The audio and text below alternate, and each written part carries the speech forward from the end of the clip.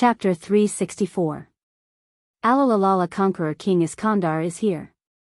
The driver of the war chariot was a muscular man with short red hair and red pupils. He was dressed in an ancient armor and a red cloak, and he shouted loudly. "Oh oh oh! Gorgon's goddess is here? Well, it looks like you have been captured, ahahaha." Sure enough, the conqueror King Alexander the Great. Iskandar's king's temperament was really heroic. Everyone couldn't help but think of the word heroic in their hearts. Forget it, do as you wish. On the chariot, the man with long hair and modern clothes next to Iskandar said indifferently. "Oh oh. Kongming, I still think that telling us our names is what heroes should do, ha ha ha." Iskandar's bearded face that was connected to his hair laughed and patted the shoulder of the young man called Kongming. Well, that guy exposed Castor's real name again. Wuming's guess was right, this was not Ermero II, but a servant who came through Ermero II's body. So, this cautious servant is the resourceful military counselor, Zhuge Kongming. Kukulin nodded. No wonder he is so cautious, even Assassin didn't find out his real name. Matthew praised. Ah, yes, after all, he is known for his caution. Zhuge Ming is cautious all his life. This sentence was not said for nothing. Well. Zhuge Kongming rubbed his eyebrows with a headache. Didn't we agree not to reveal my real name, Conqueror King? Zhuge Kongming said with some distress. Ha ha ha, what does it matter? Everyone here is a hero who is about to face King Arthur. It is the final moment, there is no need to hide your real name. Iskandar laughed unconsciously and patted Zhuge Kongming's body again. Forget it. Zhuge Kongming dodged Iskandar's arm and looked at the others. That's right. My real name is Zhuge Kongming. I'm a sinner who failed to restore the Han dynasty. There's no point in remembering it. Zhuge Kongming said indifferently. Then, Zhuge Kongming looked at Wuming. Do you recognize this body of mine? I'll say this in advance. I didn't erase his consciousness. Instead, I let his consciousness sleep within my body. After all, there's a huge problem with this Holy Grail war, Zhuge Kongming explained. Generally speaking, the servant who descended through dependence had the ability to erase the consciousness of the body. However, Zhuge Kongming didn't do that. Instead, he chose to put his body's consciousness to sleep and act on his behalf. This was similar to Matthew. Matthew's power was Galahad's departure, leaving the power for Matthew to use. On the other hand, Zhuge Kongming put the consciousness of the human body to sleep and let him, an outsider, take over. In addition, the servant who descended through dependence could also choose to integrate with the consciousness of the body. There were very few servants who would choose to erase the consciousness of the human body. Basically, if they weren't evil people, they wouldn't choose to erase the consciousness of the human body. I understand the general situation. Are you going to hinder us? Wuming asked. Ha ha ha, how is that possible? I'm here to ask for your help. Iskandar laughed and said something that surprised everyone. After all, we belong to the human side. The guy who summoned us is obviously standing on the opposite side of the human. Zhuge Kongming explained.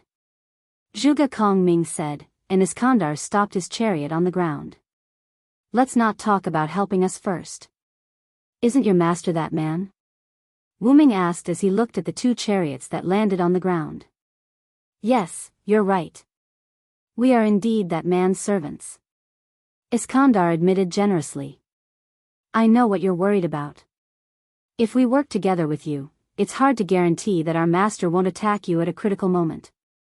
That was why Wuming put the heavenly lock on Stheno and Euryale. But don't worry. My noble phantasm can suppress such a situation. Iskandar laughed.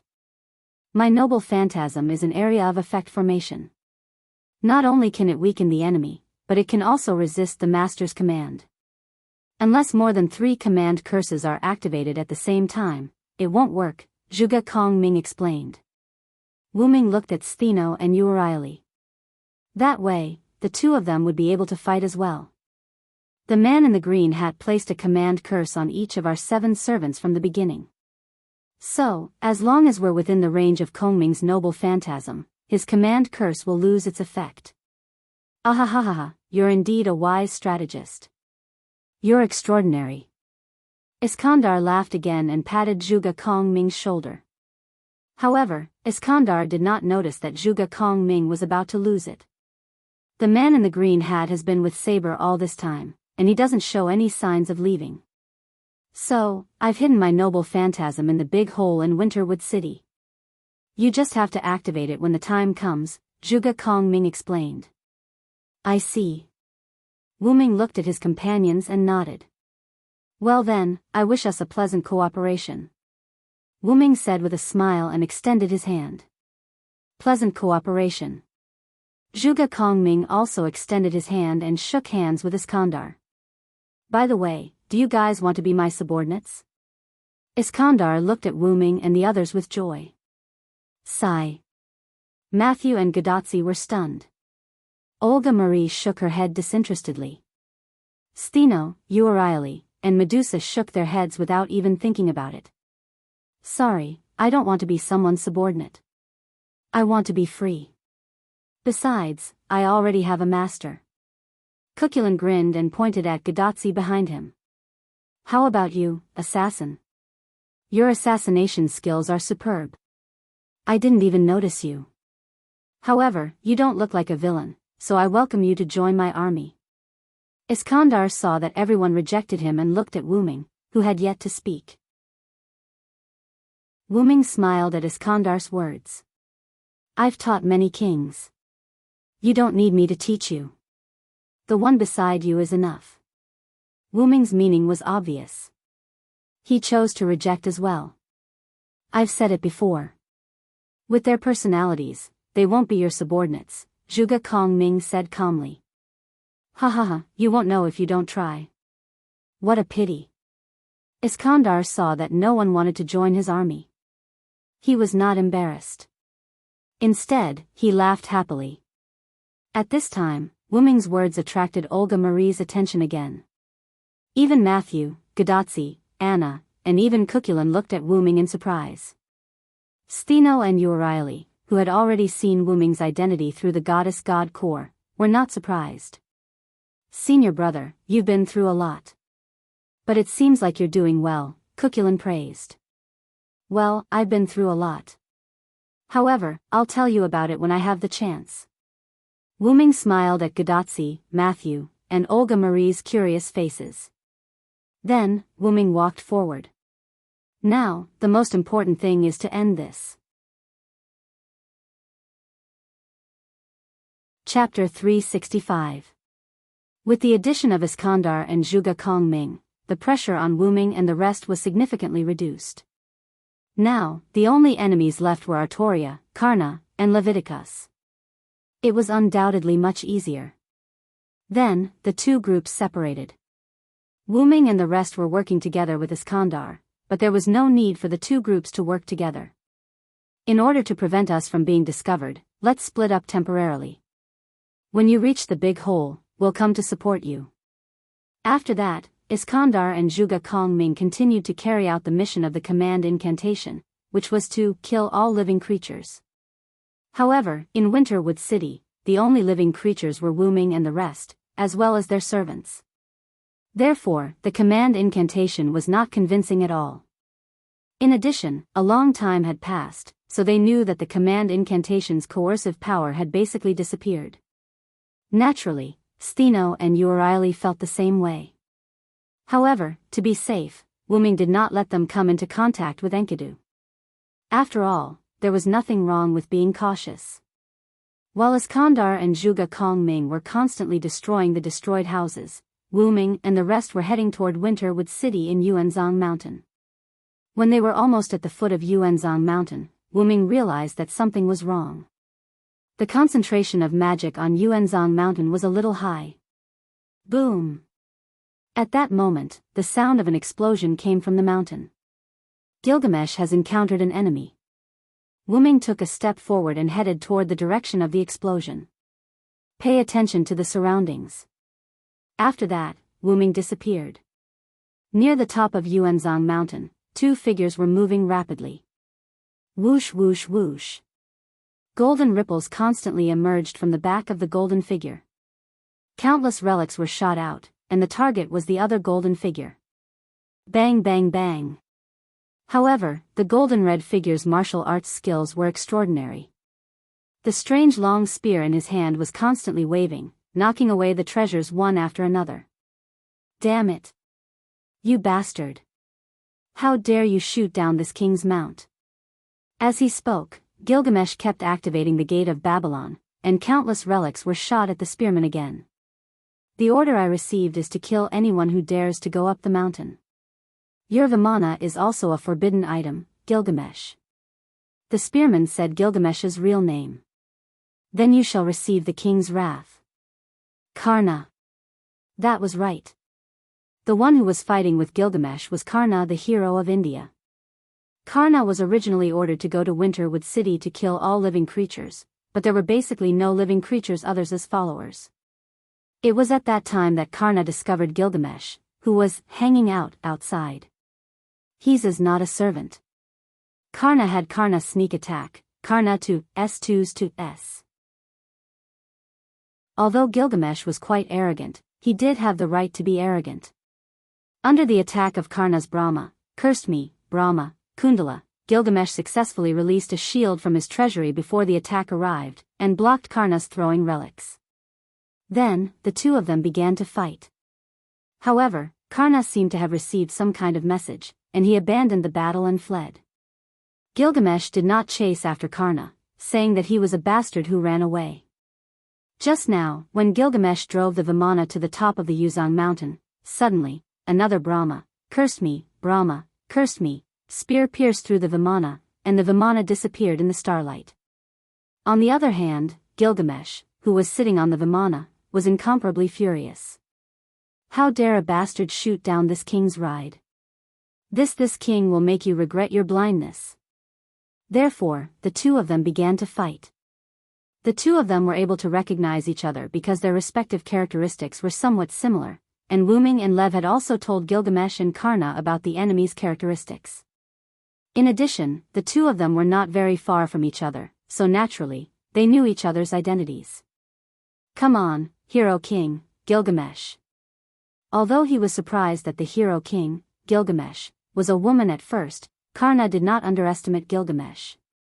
After a series of actions, Karna could see that Gilgamesh was a powerful king. Then, hundreds, and even thousands of golden ripples appeared, surrounding Karna and Gilgamesh. Then, hundreds and thousands of relics slowly emerged from the golden ripples. You should be satisfied to be bombarded by so many relics, Karna, Gilgamesh mocked Karna. Karna did not speak. Instead, he carefully looked at the weapons and relics. According to Karna's analysis, the only weapons that could pose a threat to him were divine weapons and weapons with the special ability to ignore defense. After all, Karna's golden armor could weaken all damage, and he knew 1/10 of it was a divine artifact armor. It was said that the armor given by the sun god, Surya, condensed light itself. It was said that even people could not hurt Karna at all. If Karna had enough mana, he could even keep his body unharmed. Lev, who had established a contract with the 7 servants, naturally had enough mana, so Karna was now very strong.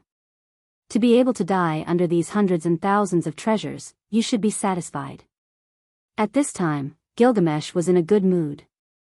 He smiled at Karna, who was trapped in the middle of countless golden ripples. Die. After that, the hundreds and thousands of relics all shot toward Karna from the golden ripples. At this time, Karna also moved.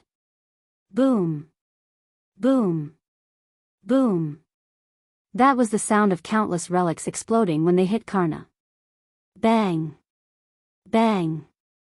Bang. Bang. The sound of hard objects colliding was constantly heard. That was the sound of Karna knocking away the relics. As for the treasures that were shot at Karna and touched him, they all exploded.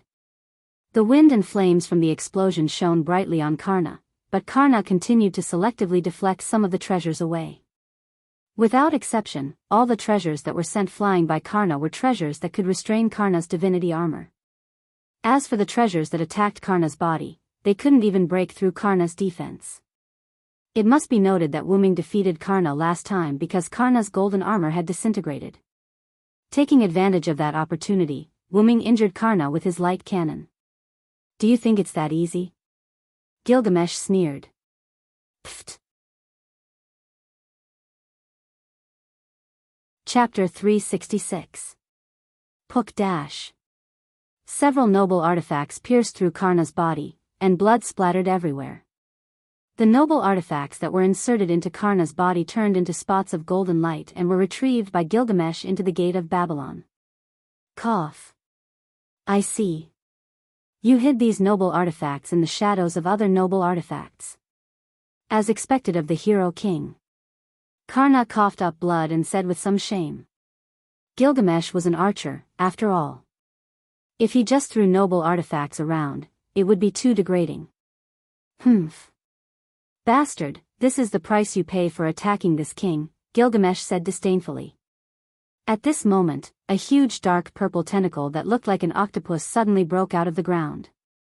In an instant, Karna was tied up by this huge dark purple tentacle without any resistance and was dragged into the hole in the ground created by the tentacle. Humph. At best, you're just a bastard, Gilgamesh said disdainfully and did not pursue. At this time, Wuming also arrived. Hyunryong, you're late. You didn't see this king's moment of bravery, but seeing that you rushed over to support this king will not argue with you. Gilgamesh looked at Wuming and said arrogantly with squinted eyes. In the eyes of others, Gilgamesh was like a breeze, but at this time, Gilgamesh gave Wuming the feeling of a dog asking for praise from its owner. Yes, so, your majesty, has the enemy left? Wuming said as he looked at the hole in the ground. Here, this is the hole. A rat-like tentacle took Karna away. Gilgamesh pointed at the hole in the ground and said disdainfully again. Tentacle? Wuming frowned. He had never heard of an enemy servant that could use tentacles. Thinking of this, Wuming squatted down and looked at the hole in the ground. There was a trace of mucus on the edge of the hole. At this time, Gadotsi and the others hurriedly ran up the mountain. Gadotsi and Sakura Madu were both held by their respective servants. Olga Marie's servant, Wuming, had already run up, so Cuculin was the one holding her. But, let go of me. Olga Marie said to Cuculin behind her with a red face. The reason Olga Marie became like this was because Cuculin lifted Olga Marie by her collar. It's really troublesome. Anna and Mashu have their own masters, and the two goddesses over there won't do such a rough job. I'm the only one left, and they won't let me hug them, so I can only do this. With that, Cuculin loosened his grip and Olga Marie fell to the ground. Of course, she landed on her but first. Damn it. I'll remember you, Cuculin. Olgamai stood up and rubbed her buttocks, looking at Cuculin with shame and indignation. On the other hand, Cuculin looked indifferent. After all, he would return to the martyr's palace once the Holy Grail war was over. There was no point in looking for trouble. Something unexpected has happened, Wuming said when he saw that the commotion was almost over. Then, everyone looked at Wuming. Wuming then told them what had happened. Gilgamesh and Karna fought. Then, a tentacle took away Karna, who didn't resist, leaving a hole covered in mucus. According to the information we have, the enemy doesn't have any servants with the ability to control tentacles. Olga Marie touched her chin and said. No matter if it's Karna or King Arthur, neither of them has such an ability, and the other servants have either left or are on our side. Wuming analyzed. In other words. Cuculin frowned. Is there a new servant? Gadotsi was surprised. Tachika is right. Judging from Karna's appearance, the man in the green hat must have summoned another servant. Wuming said solemnly. Who the hell is that guy? He can summon an unlimited number of servants. What a troublesome enemy. Olga Marie said with a headache. That. Could it be the ability of the guy who pretended to be Professor Reef? Matthew raised his small hand and asked. That's right. The other party can provide 7 servants at once, and he has the purpose of destroying the world. It's very likely that he's not human. Gadotsi said excitedly as if she had discovered a new continent. It's not impossible, but I think it's more likely that the other party summoned another servant. Wuming didn't deny Gadotsi's theory, but proposed another possibility. Since the other party can provide 7 servants at once, then it's not impossible to summon another 7 or even more. Assassin is right. We have to prepare for the worst. Olga Marie also nodded. By the way, why did you believe the Red Rider and Red Caster so easily? Aren't you afraid that they lied to you? At this time, Olga Marie asked Wuming. It's not that I don't believe you. I just want to know what you were thinking at that time. Aren't you afraid that they lied to you? Olga Marie asked carefully. After all, they were in a situation where they would die if they made a wrong move. If the other party lied to them, they would be finished. At that time, Olga Marie wanted to ask, but because the other party was there, she didn't have the nerve to ask. After all, Olga Marie was a magician, and it was impossible for her not to be suspicious. I don't think Iskandar will lie. Wuming smiled, and then continued to move toward the entrance of the Yuanzhong mountain. Ha! It's that simple? Olga Marie found it hard to believe. Just because they believed that the other party wouldn't lie, they cooperated so easily? I also feel that the king's temperament. I don't think he will lie to us. Matthew thought for a moment and said. Really, do you have a 6th sense? Olga Marie said helplessly. Okay, don't talk nonsense, let's go. Cuculin said, pushing Olga Marie.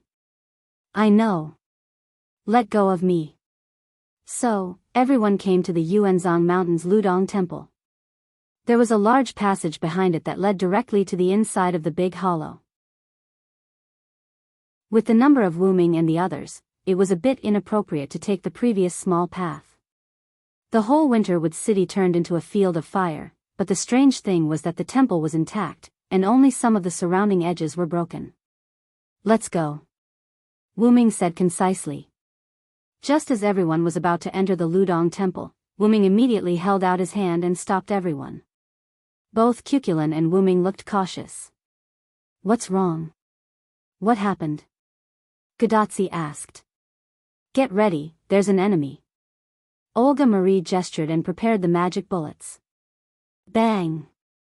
Suddenly, the door of the Ludong temple was violently opened. Chapter 367. Bang! The door of Ludong temple was violently opened, but it wasn't an enemy that came out. Instead, it was an octopus-like monster that was as tall as a person with tentacles. In just a few seconds, countless sea monsters filled the Willow Cave Temple.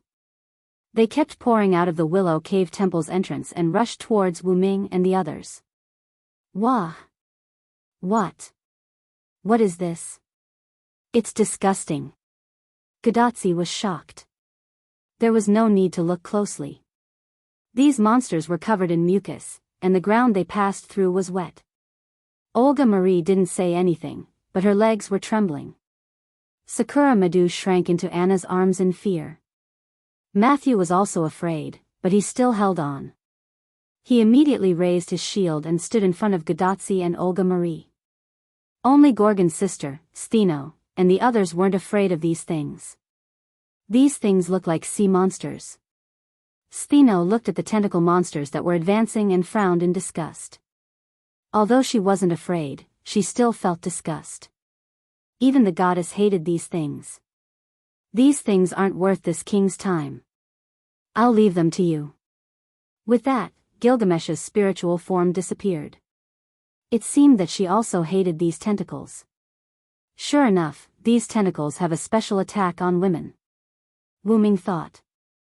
Leave it to me. Anna said and handed Sakura Madhu to her sister. Then, she rushed into the sea monsters with her scythe. No one objected. After all, Anna's scythe was more effective against these things that could infinitely regenerate as long as they had magic. The immortal slaughtering blade, Harp, this was the divine sword that had killed the demon Medusa. It could restrain some undying creatures and cause irrecoverable wounds to the opponent. For some inexplicable reason, this sword turned into a scythe and became Anna's weapon when she descended as a lancer. Swish. Swish. Swish. Just a casual slash was enough to kill a large number of sea monsters in front of him.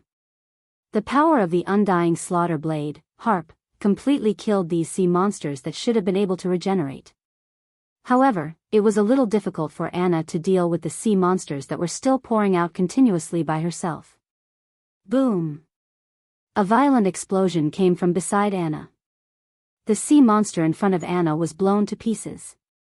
Anna turned around and looked behind her. Cuchulainn raised his staff, which was smoking like a gun shaft that had just been fired.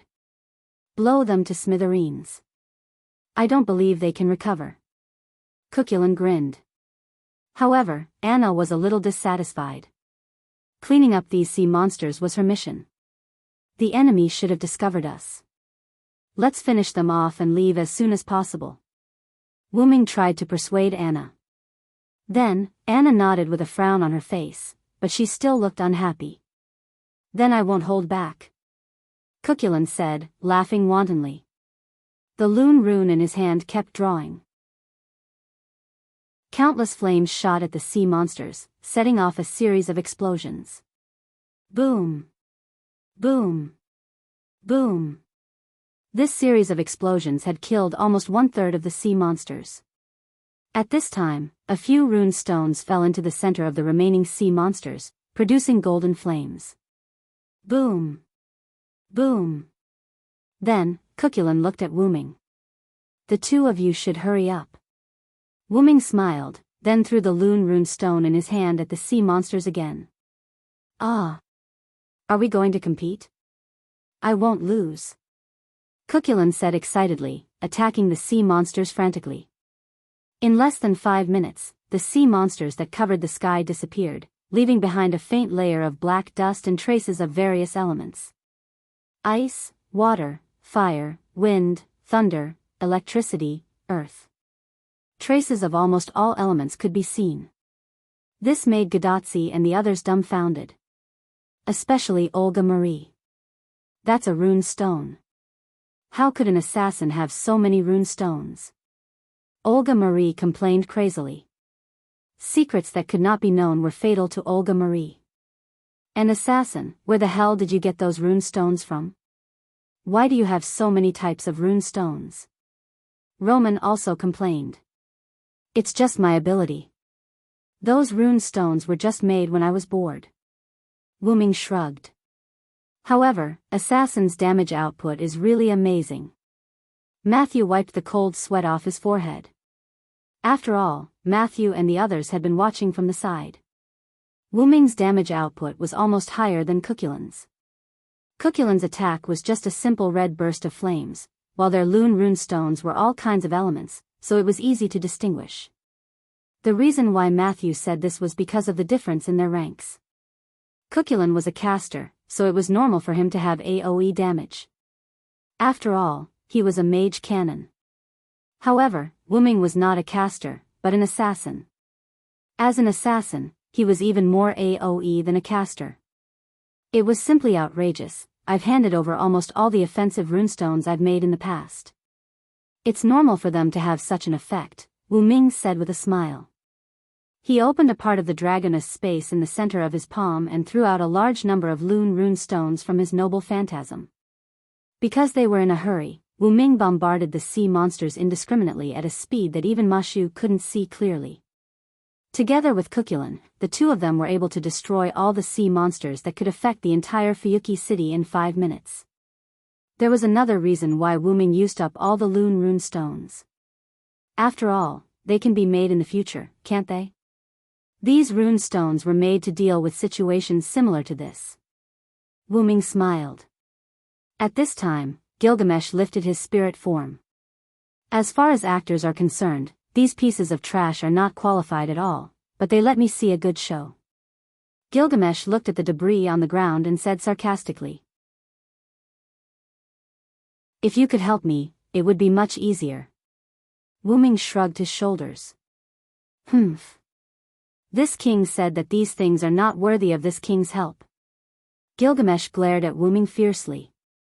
Yes, then let's go, the enemy is waiting for us, we can't lose the limelight. After dealing with Gilgamesh, Wuming said to everyone. It seems that you are getting bolder and bolder, Hyunryong. Looking at Wuming and others who had walked away, Gilgamesh, who fell behind the crowd, said angrily. But then Gilgamesh's anger turned into joy, and he followed the crowd in his spirit form. Seeing your relationship with this king forgives your willfulness, Hyunryong. Thank you very much, king. Wuming smiled without turning his head. Soon, Wuming and others left the Yuzong Mountain Ludong Temple and came to the Yuzong Mountain Big Cave.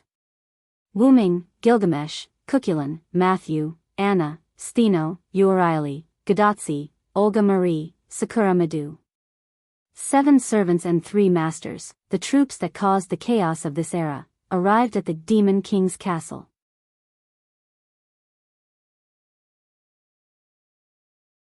Chapter 368. Looking at the hole filled with magic, Gadatsi and the others couldn't help but tense up. Even Sakura Madhu felt the danger inside the big hole and leaned into Anna's arms in fear. Welcome, welcome, welcome everyone. At this time, a voice came from the hole. After hearing this voice, Wuming instantly knew who it was. After all, the two of them had a deep hatred for each other. This voice is. Olga Marie was a little excited. Matthew and Gadatsi were also surprised.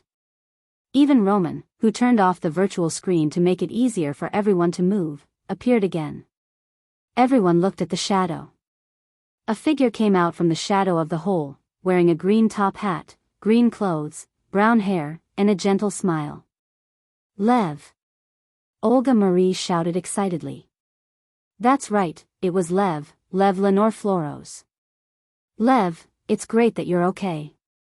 Olga Marie was about to walk over, but she was stopped by Wuming and interrupted. Calm down, Olga, he came from the enemy's base. Olga Marie looked at Wuming and then looked at Leviticus. Although her eyes were still anxious, Olga Marie had calmed down and wouldn't defect to the enemy. After Wuming's persuasion, Olga Marie was now very calm. If it was the previous Olga Marie, she would have rushed over when she heard Lev's voice. Lev, are you still alive? At this time, Roman asked cautiously. Ah, it's Romani. I remember I should tell you to go to the control room immediately. Why didn't you listen to me? Although Lev still had a gentle face and tone, everyone could feel the anger in his words. Lev. Romani looked at Lev in disbelief. Now, not only Roman, but also Matthew and Gadatsi had seen that there was something wrong with Professor Leviticus. Lev. You're not a fake Lev, are you? Olga Marie asked. Leviticus' years of experience and habits made Olga Marie see that, as Wuming said, the other party was not a fake Leviticus. Yes, Olga, I am indeed Lev Lenore Floros. Lev smiled and looked at Olga Marie. By the way, you're also working hard, Olga. Lev said. It's okay, but I have a follower. Olga Marie smiled. She also saw that this Professor Lev was a little different from the previous Lev, but there was no doubt that this was the real Leviticus. However, Lev's words made Wuming's words. Later, as if confirming Wuming's guess, Lev said those words. You actually died a long time ago. Sure enough, Wuming frowned. Since Lev said to let Roman go to the control room, Wuming guessed that the explosion in the control room was Lev's doing. Now, it seemed that he was right. After Lev finished speaking, Olga Marie was a little sluggish and made a puzzled sound. I'm dead? Olga Marie said with some disbelief. That's right, Olga. I put the bomb under your feet. I didn't expect you to still be alive. No, I should say that you're still alive in the state of a spirit, Lev explained to Olga Marie kindly. The bomb, under my feet. Olga Marie's voice was a little trembling.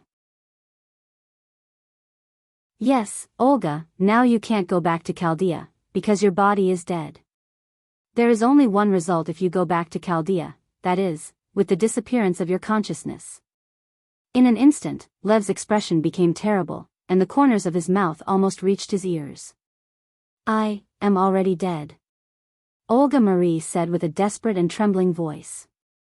Director Gadotsi, Matthew, and Roman were also affected by Lev's words, and looked at Olga Marie sadly. Pa! Suddenly, someone flicked Olga Marie's forehead. It hurts. Olga Marie covered her forehead, and looked at the guy who flicked her forehead with tears in her eyes. You lost hope because of the enemy's words? This is not what my master should be like. Wu Ming looked at Olga Marie's eyes and said helplessly. Humans are a group of creatures with short lives and afraid of death. But because of this, humans will do something when they know that sooner or later they will die. Then, Wu Ming turned to look at Leviticus. Let's not talk about whether this guy is lying to you or not. If we can't restore this singularity, I'm afraid that not only Olga Marie, but also Tachika, Matthew, and even Roman will die. After Wu Ming said that, everyone realized. Yes, if the singularity couldn't be restored, humans would be completely wiped out in a year, and there was no difference between dying now and dying a year later.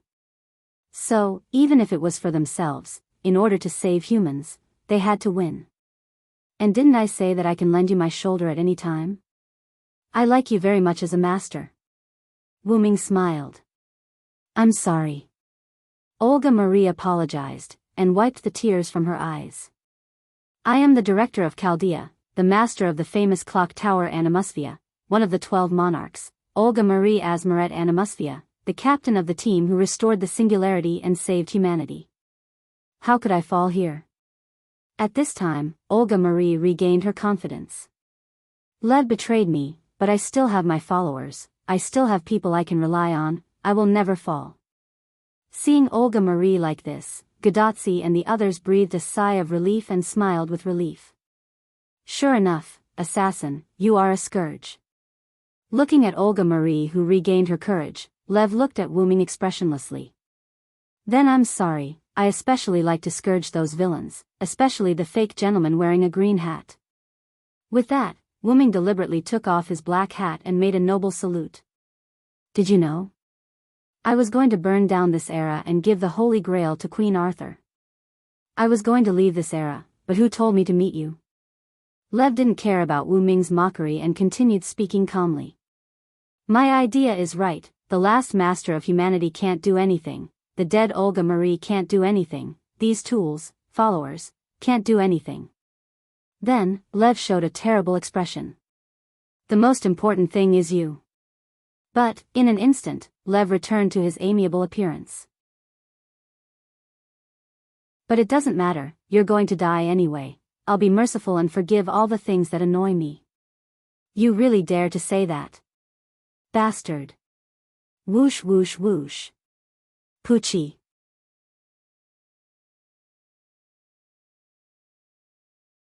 Chapter 369. For noble phantasms pierced through Lev's body. Gu Dazi couldn't help but turn his head away. No matter what, they were acquaintances after all. He really couldn't bear to look at it. Oh, Hero King is still grumpy. Although Lev was pierced through by Gilgamesh's noble phantasms, he didn't die. Everyone looked and saw Lev's body shaking slightly. This was obviously a projection. I've been in Chaldea for so many years. I can use this kind of projection. Roman and Olga Marie frowned. Lev then looked at Gilgamesh, who was expressionless. Ignoring the fact that assassin is here, Hero King Gilgamesh is considered one of the best tools. I wouldn't dare to come alone. Bastard. Gilgamesh glared. Lev's word tool obviously angered Gilgamesh. I think so too. With your kind, it's unlikely that you'll face us. Wu Ming said sarcastically. Whatever you say. Now, enjoy the feast I've prepared for you. Lev smiled at Wu Ming's sarcasm. After that, Lev's figure disappeared like a screen without electricity. This king will crush that bastard. With that, Gilgamesh's spiritual form disappeared. It seemed that he had entered the Yuanzhang mountain. That. Don't we need to take care of this king? Roman smiled awkwardly. Roman's intention was naturally to be careful. However, Wuming shook his head. She's not angry enough to need us to remind her. Gil can help us find the way. You're really relaxed. Gadotsi smiled awkwardly. Anyone who had a willful follower like Gilgamesh would have a headache. However, Wuming was very relaxed. I think I know her the best in the world. Don't worry, nothing will happen. Let's go in quickly. Then, everyone entered the big hole. However, the moment they entered, Wuming felt as if he had passed through a layer of film. Then, he found that the people behind him had disappeared, and his surroundings had turned into a maze-like stone wall. Is this an enchantment? Wuming frowned. It was probably the enemy's noble phantasm. Wuming could feel that it was an enchantment, and its level was not low. This is troublesome. After all, Wuming and the others had the advantage of having more people and being able to work together. However, the enemy's unknown servant used a noble relic to separate them, which was quite a disadvantage. It seems that I have to hurry up. Saying so, Wuming looked at his gloved left hand. Then, Wuming began to explore the labyrinth. It was actually very easy to crack this type of noble phantasm, that was, to get out of the labyrinth. However, in Wuming's view, this labyrinth was quite difficult, and he was afraid that it would take a while to crack it. However, it was better to move forward than to wait in place, and Wuming could feel a slight connection with Olga Marie. Duh. At this moment, the sound of footsteps in night boots could be heard. Wuming looked at the two figures in front of him, ready for battle. Altoria and Leviticus. Welcome to Chaos Labyrinthos. Lev was the first to speak, looking at Wuming with a pleasant expression. Chaos Labyrinthos? Is that the name of this noble phantasm? Wuming began to think. Yes, I'll tell you directly, this noble phantasm is held by a monster named Militanos, but then again, it's really easy to control a berserker. Lev directly told Wuming the servant who held this noble phantasm and laughed at him. So, your purpose of separating us is to defeat us one by one, Lev? Wuming smiled indifferently. That's right, but don't be mistaken, I don't want to use King Arthur's sacred sword. Lev admitted generously. I think so. Wuming sneered. The feeling between Wuming and Lev was comparable to life and death enemies, and they would not let go of the opportunity to kill each other. You didn't leave this era, but stayed. I'm afraid it's because of this, right? Wuming asked. Yes, I don't know why, but when I think of killing you with my own hands, I feel very happy. Lev grinned and looked at Wuming ferociously. Spare, you go and deal with the last master of Chaldea, I specifically left them behind. Lev ordered Altoria. Altoria did not say a word and left step by step. It seemed that as Lev said, she wanted to deal with Wuming with her own hands. Wuming thoughtfully looked at Artoria who was leaving. He always felt that Artoria obeyed Lev's orders for another reason. Then, let's begin, assassin. Lev laughed ferociously, and his body began to squirm and change. As for the others, Gilgamesh looked at the empty space around him. This seemed to be the center of the labyrinth, and it was the size of a few football fields. Standing opposite Gilgamesh was a spearman in golden armor. A rat that escaped dares to appear in front of this king again? Gilgamesh looked at Karna with disdain. I have no choice. Only I can defeat you, so the master sent me here, Karna said emotionlessly. Then, are you ready to be cut into pieces? Instantly, countless golden ripples appeared behind Gilgamesh. Karna, who was opposite him, also raised the spear in his hand that was transformed from the Brahmastra. Stheno and Euryale looked at the labyrinth where only the two of them were left, and looked around cautiously. At this time, a scarlet eye emerged from the shadows of the labyrinth beside them. Cuchulain put his staff on his shoulder and looked at the white-haired, red-clothed man with two swords in front of him. He smiled. You must be Archer. How ironic that you're using two swords. Didn't you want to fight me with your staff? The unknown heroic spirit said calmly. You're right. Cuchulain put his staff in a spear position and pointed it at the unknown servant. Come on, archer. After that, Cuchulain rushed forward. The unknown heroic spirit also stomped his feet and faced Cuchulain. Anna raised her scythe, and the person behind her grabbed onto Anna's cloak in fear, not daring to look at Sakura Madu. Opposite them, a man with 2 spears and a mole at the corner of his eye stood there. Dirty, Anna suddenly said. I'm sorry, but this is irresistible. Blame it on the fact that you're women. Gadotsi and the others came to a huge underground cavern. I'm afraid this is the depths of the cavern. It seems that Assassin and the others were separated from us by some unknown means, Olga Marie analyzed. At this time, the sound of iron boots stomping on the ground was heard. The Dark Night King appeared in front of everyone. Everyone's battle on every battlefield had begun.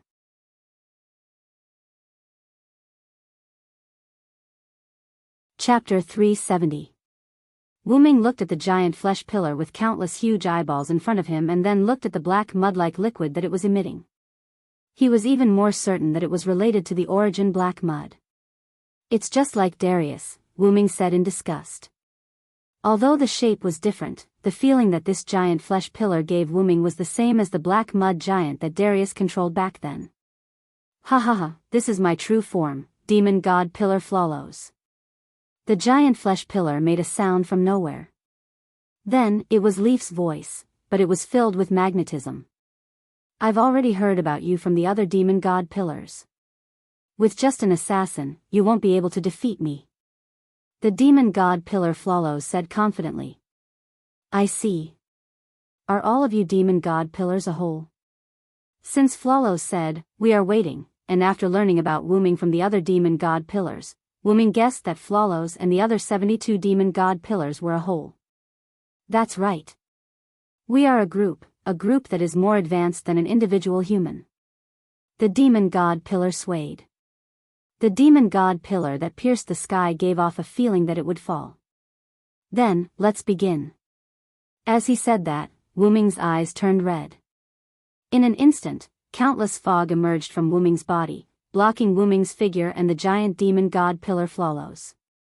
The mist, dark mist city, on the other side, outside Yuanzhang Mountain, Iskandar carried Zhuge Kong Ming and drove the divine might will to the entrance of the Big Hollow. Oh. It seems that they have entered the Big Hollow. Iskandar said as he looked at the entrance with traces. But my noble phantasm can only sense Chaldea's master and a group of people. I can't sense the other servants. Zhuge Kong Ming frowned as he thought of something bad. You're right, it's my old enemy. Suddenly, a young female voice sounded. Judging from his tone, I see. Zhuge Kong Ming instantly knew who the visitor was. At the top of the mountain, an ancient China chariot was parked there. A blonde woman wearing ancient clothes and holding a feather fan stood on the chariot. Oh. Is this someone you know, Kong Ming? Iskandar asked. My old enemy, Sima Yi. Zhuge Kong Ming frowned slightly as if he had thought of something. Just as you thought, Master already knew that you would betray him with the Conquest King. Therefore, he has already summoned the 7 servants. The woman named Sima Yi waved her feather fan and said with confidence. Ha ha ha, if that's the case, there's an ambush here. Iskandar was not sad but happy at the thought of an ambush. He started laughing loudly. After all, I've already thought of this situation, so there's nothing to worry about. Zhuge Kong Ming said calmly. Together with his handsome face, he looked like an aloof Prince Charming. Oh, is that so? Then, take this move of mine. As he said that, several tentacles suddenly shot out from the ground and wrapped around Iskandar's divine might wheel. If Wu Ming and the others were here, they would definitely be shocked because they had seen these tentacles before. Ha ha ha, just tentacles. They're not enough to suppress me, the Conquest King. As he said that, Iskandar waved the reins in his hands and prepared to use the divine might wheel's lightning to break free from the tentacles. Moo! The 2 flying-hoofed thunderbolts roared and broke free from the tentacles. However, countless tentacles appeared in an instant, and these tentacles were much thicker than the ones that wrapped around the divine might wheel. They were like giant trees that covered the sky, and the tentacles instantly trapped the divine might will that had yet to fly. It's not enough. Ha ha ha. Iskandar's arrogant laughter came from the tentacles. However, these giant tentacles could not trap the conquest king. Moo! As the flying hoofed thunderbolts roared, the divine might will tore apart the giant tentacles and then rushed into the sky. When did you start to use these things, Sima Yi? Zhuge Kongming said calmly. Hee, of course, you can use illegal means at the right time, and this isn't something that I would do. As if responding to Sima Yi's words, an entrance opened in the group of tentacles that were still dancing on the ground. A man wearing a wizard's robe with protruding eyes and pale skin appeared. Greetings, military advisor. As he spoke, the man bowed to Sima Yi. Let me introduce you, this is Castor, magician. His real name is the French Marshal Gilles de Rais of the British and French war species. Because he is addicted to alchemy, he has the Castor profession. It seemed that this person was the one who controlled the tentacles. Sima Yi did not hesitate to tell Iskandar and Zhuge Kongming the real name of the man who came out from the tentacles. Gilles de Rais, on the other hand, appeared indifferent. As you can see, this is the subordinate that master assigned to me. Like a little girl who got a toy, Sima Yi smiled. And, I have more than one subordinate. As she said that, a sword light flashed. Moo! Iskandar's flying hoofed thunderbolts screamed and fell with the divine might wheel. In an emergency, Iskandar grabbed Zhuge Kongming's collar, jumped down from the divine might wheel, and landed firmly on the ground. That sword is.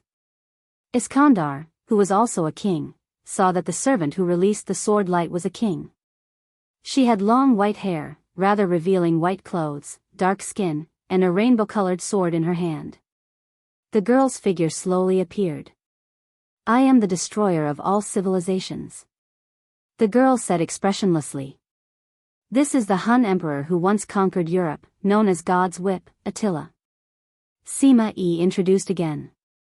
I have another subordinate, but I don't think it's necessary, so I let her move freely. Sima Yi said casually. How arrogant. This is not like you, Sima Yi. Zhuge Kongming mocked Sima Yi. Hee, other people aside, Attila with the war god's sword is enough to defeat you. Do you want to try? Sima Yi said provocatively and looked at Iskandar. Ha ha ha. That's exactly what I want. To be able to fight against the famous military commander Sima Yi, Marshal Gilles de Rais of France, and the Hun emperor with the title of God's Whip, this is a rare opportunity. Iskandar laughed and did not look timid after losing the divine might wheel. Then, let me show you my king's road. After a few seconds, the clamor outside Yuanzhong Mountain was gone and it was completely quiet. However, the battle was still going on in a place that could not be seen.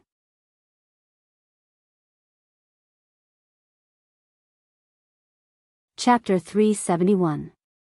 On Anna's side, Anna and the guy with the dual spears were entangled together. Because the other party had promised in his name that he would never harm Sakura Madu, a young child, Sakura Madu stood in place and watched Anna and the other party fight. Delamudo Odina. Sakura Madu said with some worry. Of course, she wasn't worried about the dual spear knight called Delamudo, but she was worried about Anna. Delamudo Odina was the first knight of the Red Branch Knights. He was related to Fergus, Cuchulain, and even Sira. If Wu Ming was here, he would probably be able to recognize Delamudo. The most important thing was that the other party had dual spears and dual swords. Sakura Madu, who had read about the Red Branch Knights, knew that Delamudo's dual swords and dual spears had great power. They were engraved with special Lune runes.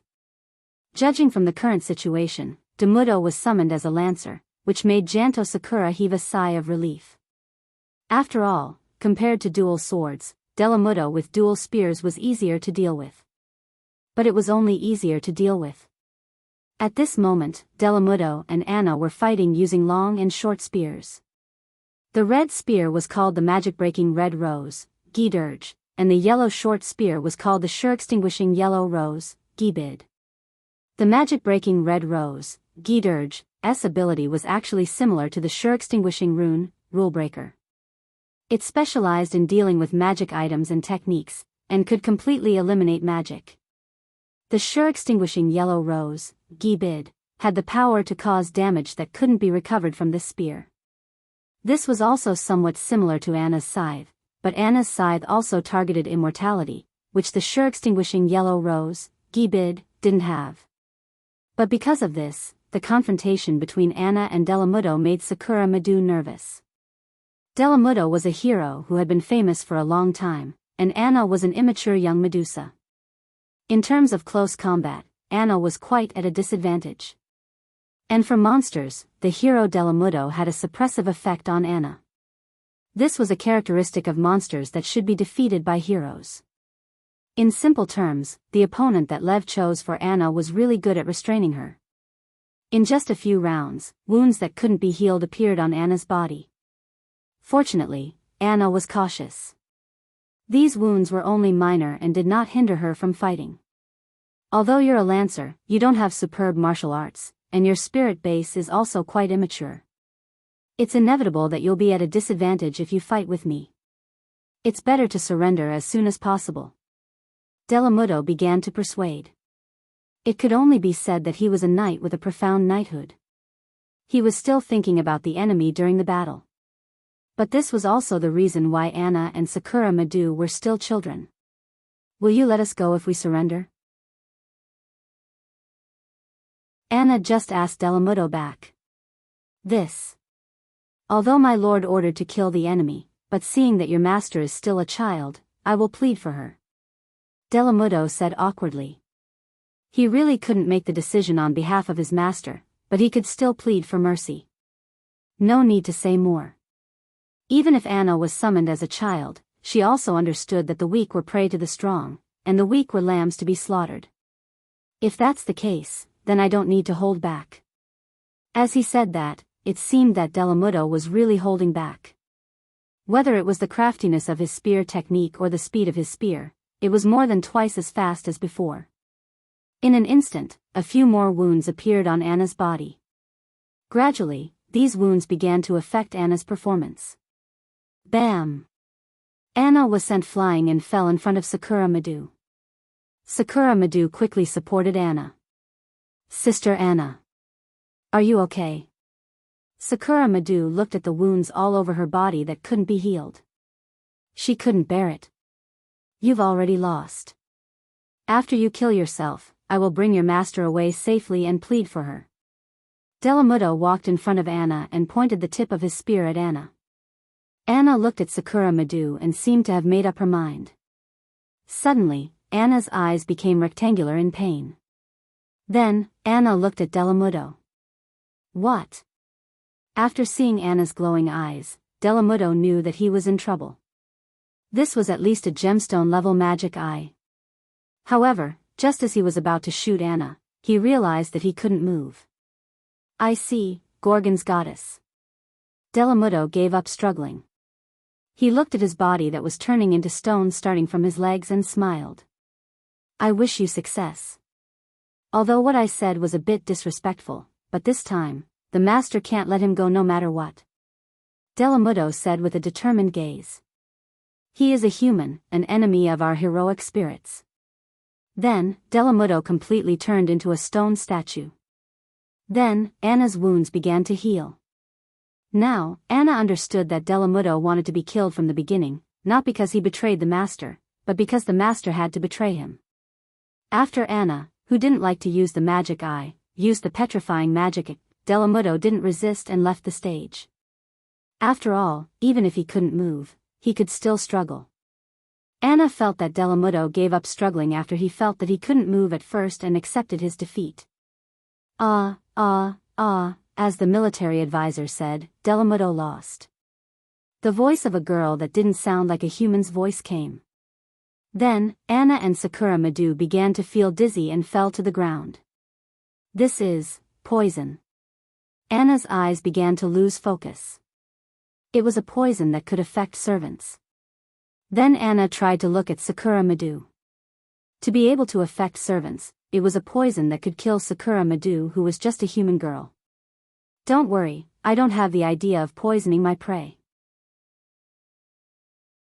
With that said, the owner of the voice walked toward Sakura Madu. Anna tried hard to look at that person, but because of the poison, she couldn't concentrate. In short, it was like being short-sighted, she couldn't see that person's face. The only thing that could be seen was the other party holding up the cherry blossoms and smiling. What a delicious food, I won't be polite, then. Anna's eyes turned black, and she completely fainted.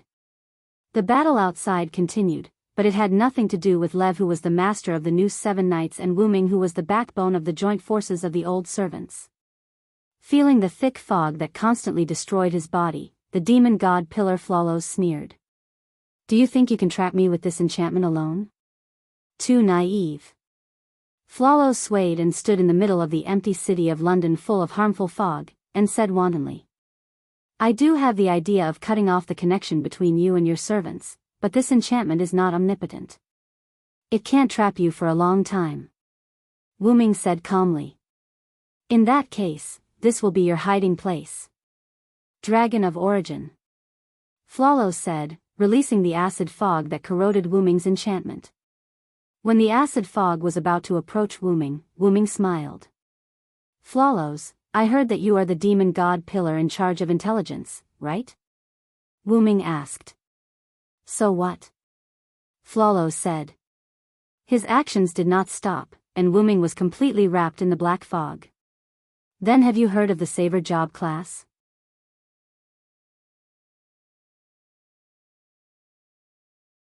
Chapter 372. In the center of the city of London, filled with white fog, on the towering demon god pillar, countless eyes were blinking. At the same time, a black fog that represented an ominous color constantly emerged from the demon god pillar, quickly diffusing in the city of London, trying to swallow everything. And at this moment, a little golden light vaguely flashed from the black fog. Boom! As if something had exploded, a gap was opened in the black fog, and a golden light shot straight up into the sky. What? Accompanied by Lev's magnetic voice, the demon god pillar also made an indescribable scream. Let me praise your courage first. Demon god pillar Floros, after knowing my identity, you should have run away immediately. After all, as an assassin, I can't chase you. Wu Ming's voice came from the golden light pillar. But you didn't. You thought that I am now a clone, and you can kill me. I have to say, you are extremely stupid. The golden light disappeared, and Wu Ming's figure appeared. She had short black hair, red pupils, pure white clothes with golden patterns, and a golden headband that looked like an olive branch was firmly placed on her head. That's right, this was Wu Ming's savior. This was also the reason why Wu Ming said that he was also a trump card in front of Olga, Marie, and the others. How is this possible? Without the Holy Grail, how can you change your class? Floros said with some horror. Indeed, Wu Ming needed the help of the Holy Grail to change his class. During the battle with Darius, because Wu Ming was a class card at that time, his nature was not the same as that of a servant's spiritual body, so Wu Ming's body in the root could affect Wu Ming at that time. Now, because Wu Ming was a servant summoned by the Holy Grail, his spiritual base was different from the spiritual base materialized by the class card. Therefore, he still had to rely on the power of the Holy Grail, just like when he was in Tuliphas. And Floros, who transformed into the demon god pillar, knew this, so he was not afraid of Wu Ming. After all, the Holy Grail had been stuffed into Artoria's heart by him with the power of the demon god. Unless Wu Ming experienced a heart gouging, he could not change his class through the Holy Grail. Of course, Wu Ming did not do anything like heart gouging to Artoria. Wu Ming was able to change his class because of the Holy Grail. After all, Wu Ming had a portable treasury that could carry all the treasures in the world with him. Why would he need to do anything else? Gilgamesh's treasure vault, of course. This was also the reason why Wu Ming wanted to meet up with Gilgamesh first. When Wu Ming first came to Fuyuki City, the reason why he wanted to summon young Jill was to borrow the Holy Grail in his treasure house. After all, Wu Ming could totally cancel his promise with young Gil, break the promise. After all, if it were Wu Ming himself or some other powerful profession, he could have completed the mission of coming to this world alone. However, Wu Ming was an assassin, a spiritual base Wu Ming Jack the Ripper, which made things a little awkward. This could be considered as Wu Ming's punishment for cheating. However, this awkwardness was not because Jack the Ripper's spiritual base was weak, but because it was not right. Fog Knight's murder, intelligence erasure, inherent enchantment dark mist, the mist, and Mary Ripper, the lady, were all powerful skills and noble artifacts. However, in the face of something like the Black Mud, it was inevitable that it would be a little difficult to resist. It was precisely because of this that Wu Ming chose to summon young Gil. This way, he wouldn't owe young Gil anything. However, who would have thought that a woman would appear? Fortunately, this queen was easy to deal with, cough cough, easy to get along with. After all, they were both Gilgamesh, and they both had the Gate of Babylon. They both had the Holy Grail in their treasure vaults, so there was no difference between them. Because he didn't expect the enemy to attack so quickly, and because Wu Ming didn't have time to ask Gilgamesh for the Holy Grail, he was sent flying by Artoria's Holy Sword Light Cannon, of course, because Gilgamesh's Holy Grail was not the Holy Grail of the Holy Grail War. It was reasonable to say that Wu Ming shouldn't be able to use this Holy Grail to change his profession. This required Wu Ming's command incantation on the back of his left hand that belonged to Gilgamesh. The command incantation was given by the Holy Grail of the Holy Grail War, so the two were connected. In this way, Wu Ming used the command incantation and the Uruk's Holy Grail to successfully change his profession. This was the special condition that Wu Ming told Olga, Marie, and the others before. Without these two special conditions, the result of changing his profession would not be born. As for how I successfully changed my profession, you don't need to know. Wu Ming looked at the demon god pillar Floros with a benevolent look. It could only be said that Floros' intestines were green with regret. If he knew this would happen, he would have left quickly. However, there were no ifs in all of this, so Floros still had to bite the bullet. Damn it. You're just a servant. See how I'll destroy you. With Lev's angry roar, the demon god pillar also made an indescribable sound. Then, countless fog rushed toward Wu Ming, followed by countless heat rays from the eyes on the demon god pillar. Swoosh! With a flash of a sword, the attacking fog and heat rays were all scattered. The sword continued to move forward and attack the demon god pillar, leaving a deep burn mark, as if an undead creature had touched the holy light. Ah! What is this?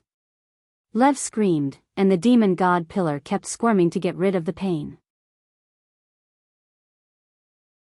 Wu Ming, on the other hand, was holding a platinum holy sword that looked like Artoria's Excalibur. Its name is Savior's Divine Sword. How is it?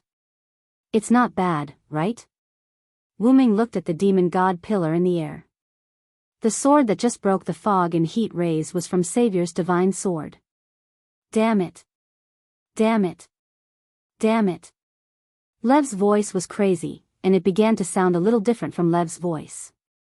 By the way, now you should feel the malice of the surrounding air, space, and the whole world toward you, right? As if to verify Wu Ming's words, Floros' body began to gradually collapse. Nemesis of Evil was an EX level skill, and Wu Ming also hit the demon god pillar just now. Even if Floros had the black soil in his body, it was not easy. How is this possible? I'm the king's subordinate, and you want to defeat me as a servant? Ah! Demon god pillar Floros began to scream, and the indescribable screams filled the entire city of London. At this time, Wu Ming raised the Savior's Divine Sword. The tip of the Savior's Divine Sword began to gather a heat source, and the heat source gradually became larger, forming a constantly growing sun. So, from the beginning, you have no chance of winning, demon god pillar Floros. After that, Wu Ming waved the Savior's Divine Sword.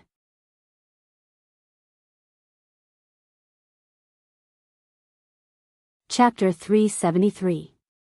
The place where Wu Ming and Lev were originally located was shattered, and Wu Ming appeared in the same place. When Wu Ming first entered, he was wearing a black trench coat and a black hat, and when he came out, he was wearing a white coat with golden patterns and an olive branch headdress. Of course, the olive branch headdress was transformed by Kalas, Wu Ming, who came out of the enchantment, was also holding a green figure who was struggling to survive. That person was Lev, who turned into the demon god pillar. At that moment, Lev's green hat was gone, and his green clothes were tattered, and he looked like he was tortured to death. But in fact, Lev just ate Wu Ming's attack. Back to the topic. Wu Ming's divine blade of salvation only knocked Leaf back to his original form. Knocking back Leaf Flawless was the demon god pillar. It was not that Wu Ming was merciful, but it was as if the two were not completely the same person. After demon god pillar Floros was defeated, Lev appeared automatically. Looking at Lev, his spirit had been completely collapsed by the world. Lev's human personality had disappeared, and now Lev was just a medium for demon god Floros. Looking at Lev like that, Wu Ming shook his head. It's a disaster to keep him alive. Although his spirit collapsed like a vegetable, his body could still summon the demon god pillar with a specific summoning method. Noble and powerful, wise and kind, I will incarnate a miracle and lead the world to the dawn. After saying that, Wu Ming entered the magician's incarnation state. Immediately afterward, Wu Ming made a slight stroke, and several lune runes appeared. At that moment, Lev's whole body was burning. After being strengthened by the magician's incarnation, the flame produced by the lune runes was a holy white flame. In just a few seconds, Lev's body was burned out, leaving nothing behind. Since the master is here, I don't know if these servants summoned by Lev will disappear. After all, because of the mutation of the Great Holy Grail, even if the master disappeared, they would not disappear. At that moment, the entire labyrinth began to shake as if it was about to be shattered. Gil? Wu Ming looked in a certain direction. Wu Ming, who became the savior, could be said to be the closest to the master's strength. Wu Ming could clearly feel the destruction of the space. It seems that Gil is also serious. Wu Ming laughed. In truth, Gilgamesh should have done this long ago. The only reason he used the good separation sword now was probably because he saw that he couldn't take down Karna, and that Karna's frenzied attacks forced him to take him seriously. Wu Ming just waited. Originally, Wu Ming wanted to use the sword, but since someone else did it for him, he didn't need it anymore. Soon, along with a series of spatial transformations, the space around Wu Ming changed. The surrounding labyrinth turned into a super big underground hole, and in that big hole, there were more than a dozen servants, including Wu Ming. But because the big hole was too vast, some servants were far away from each other. Wu Ming looked at the servant group closest to him. Urieli was sitting on the shoulder of a little giant with horns, while Steno was taking care of the unconscious Anna and Sakura Madu behind the little giant. Wu Ming naturally saw that Anna and Sakura Madu were poisoned, and it was a very powerful poison. So Wu Ming quickly went to Anna and Sakura Madu's side. Have you finished off your opponent? Steno said in boredom. Although Steno's tone was light, Wu Ming could feel that he was worried about the unconscious Anna. So Wu Ming didn't say anything. Golden ripples appeared out of thin air, and 2 bottles of potions fell from it. It was an antidote from the Yggdrasil, world tree, and it was the highest level. Let them drink it. Wu Ming quickly handed 1 bottle to Steno and let Anna drink it. Then, he helped Sakura Madu up, opened her mouth, and poured it down little by little. Steno also quickly poured the antidote into Anna's mouth. After seeing Anna and Sakura Madu's expressions soften, Wu Ming got up and went to the bullhorn giant. Because of Wu Ming's arrival, the bullhorn giant seemed a little irritable. Quiet down, Astrios. He's one of us. Urieli, who was on the bullhorn giant's shoulder, patted Astrios' head. Then, Astrios calmed down. Wu Ming understood. This should be the Militanos that Lev mentioned. I won't ask why this big guy is with you. You must be an enemy, right? Wu Ming asked Urieli, who was sitting on Asterios' shoulder. He did not care about Asterios' situation. Yes, that's right. She poisoned my sister and almost turned her master into food, Urieli explained. Food? In other words, she almost ate Sakura Madu. In front of Wu Ming and the others, there was a monster woman with long horns on her forehead.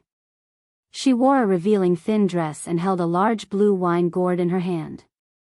Ah, looks like my master has failed. The monster woman wasn't nervous at all. She smiled casually. Fear the one with wings.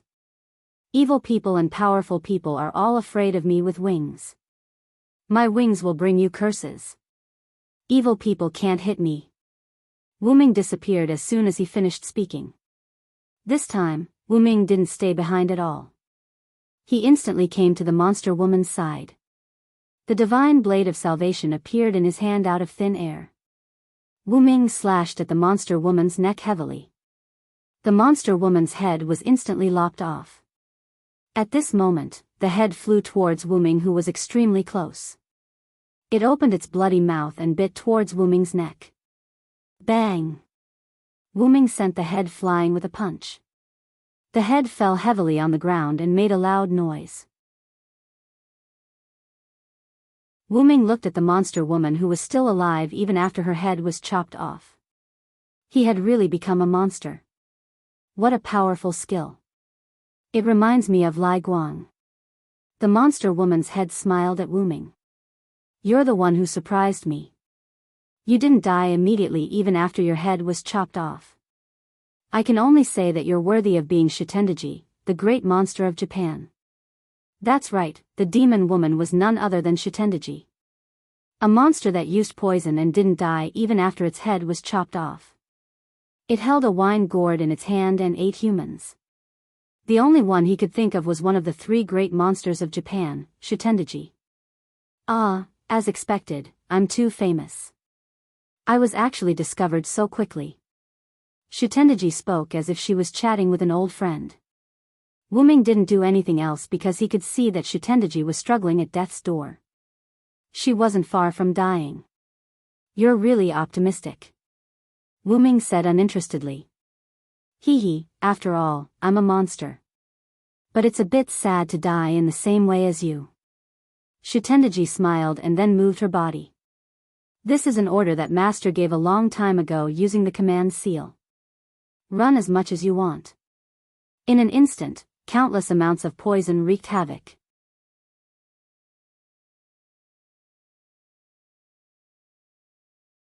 Chapter 374.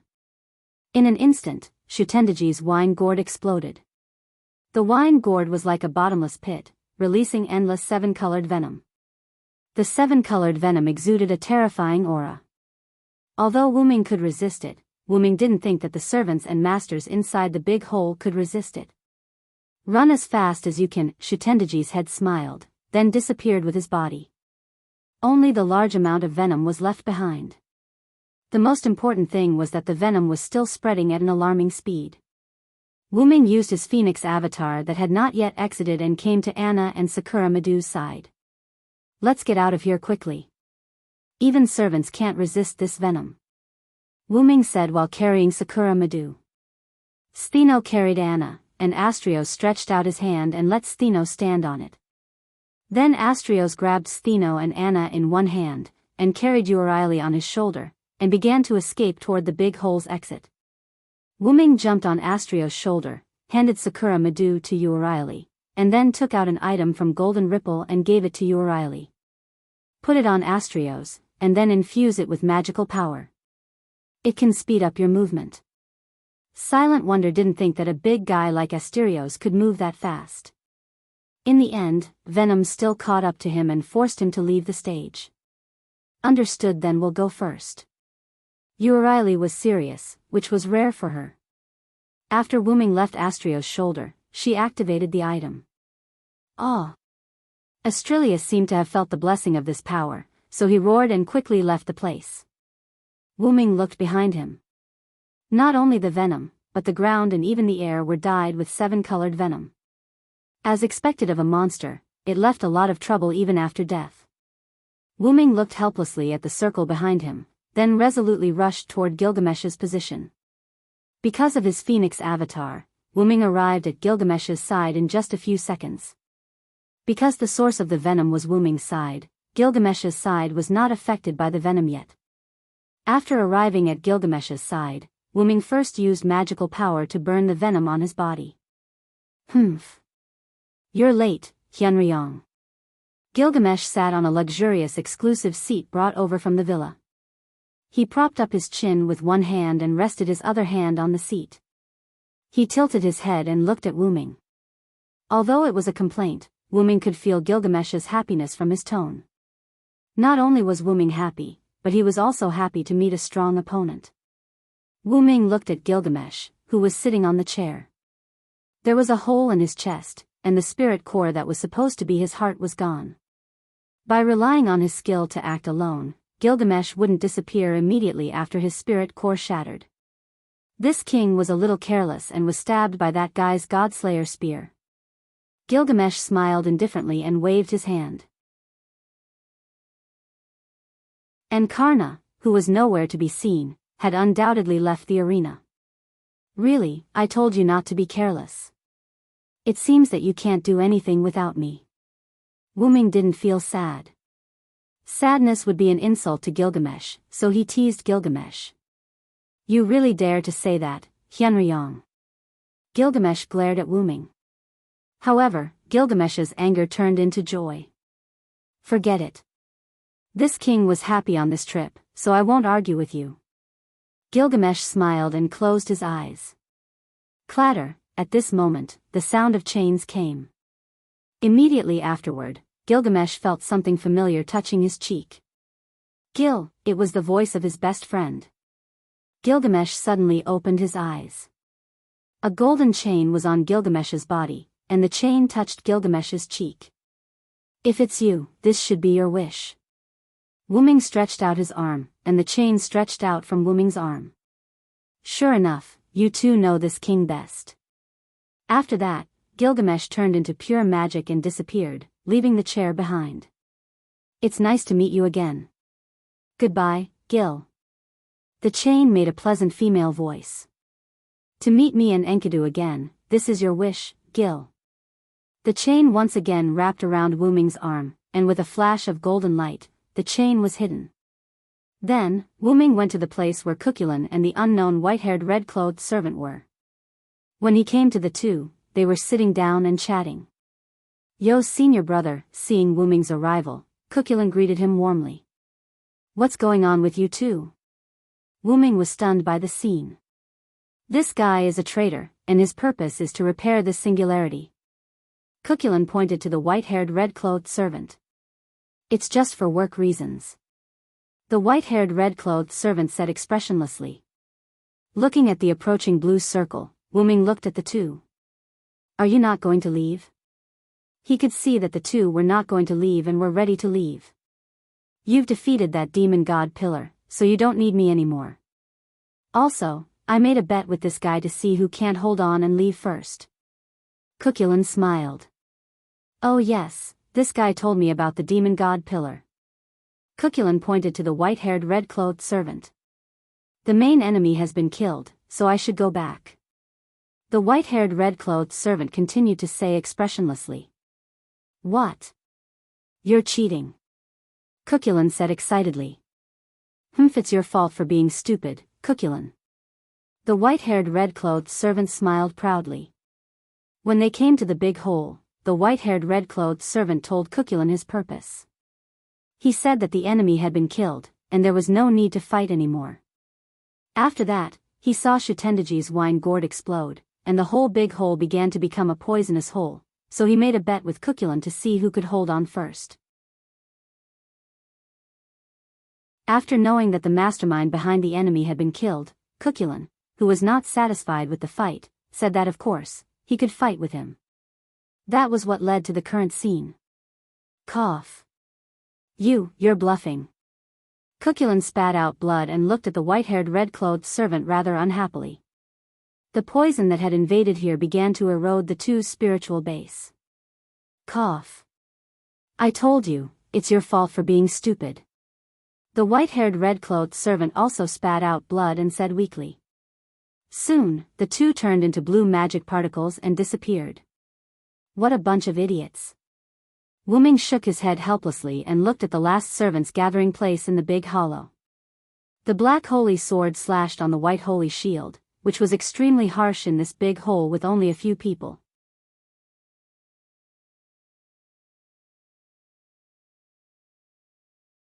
Chapter 375. Matthew. Gadotsi watched from a distance. The aftermath of the clash between the Holy Sword and the Holy Shield made her unable to get close. Olga Marie frowned and looked around worriedly. Venom was almost here.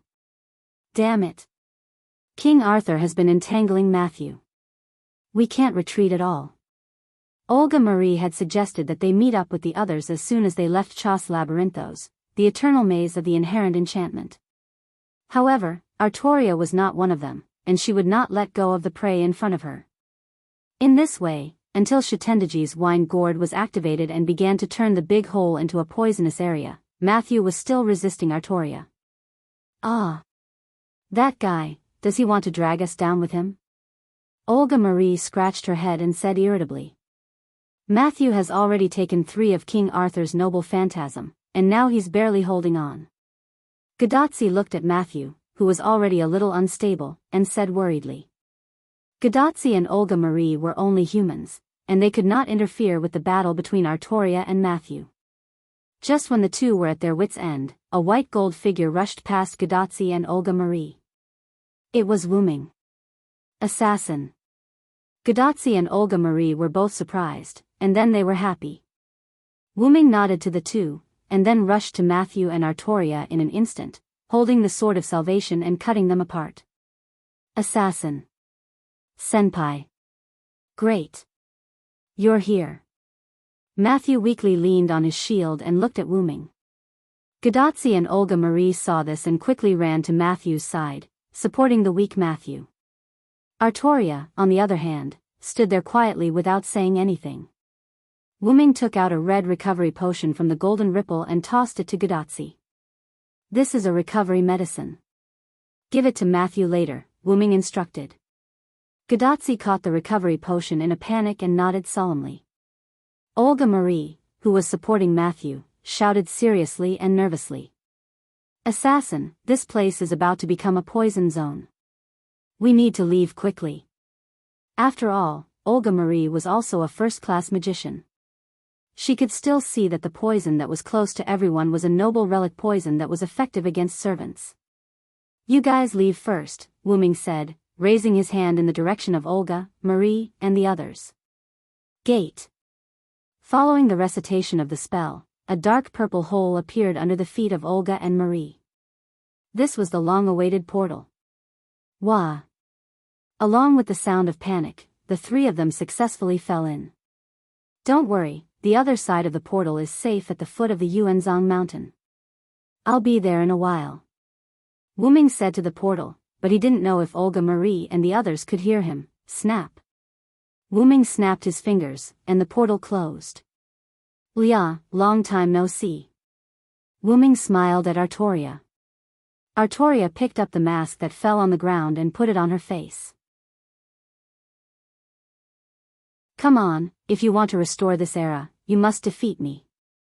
Artoria said and raised the black holy sword. Whether it was Wuming or Artoria, both of them knew that the Holy Grail was the key, and the Holy Grail had been placed in Artoria's heart by Leviticus. The Great Holy Grail in Winterwood City was not the huge female sculpture that Wuming obtained from the Battle of the 14 Horsemen, nor was it the cup-shaped Holy Grail in Gilgamesh's treasure vault that Wuming had used. It was a rather complicated technique.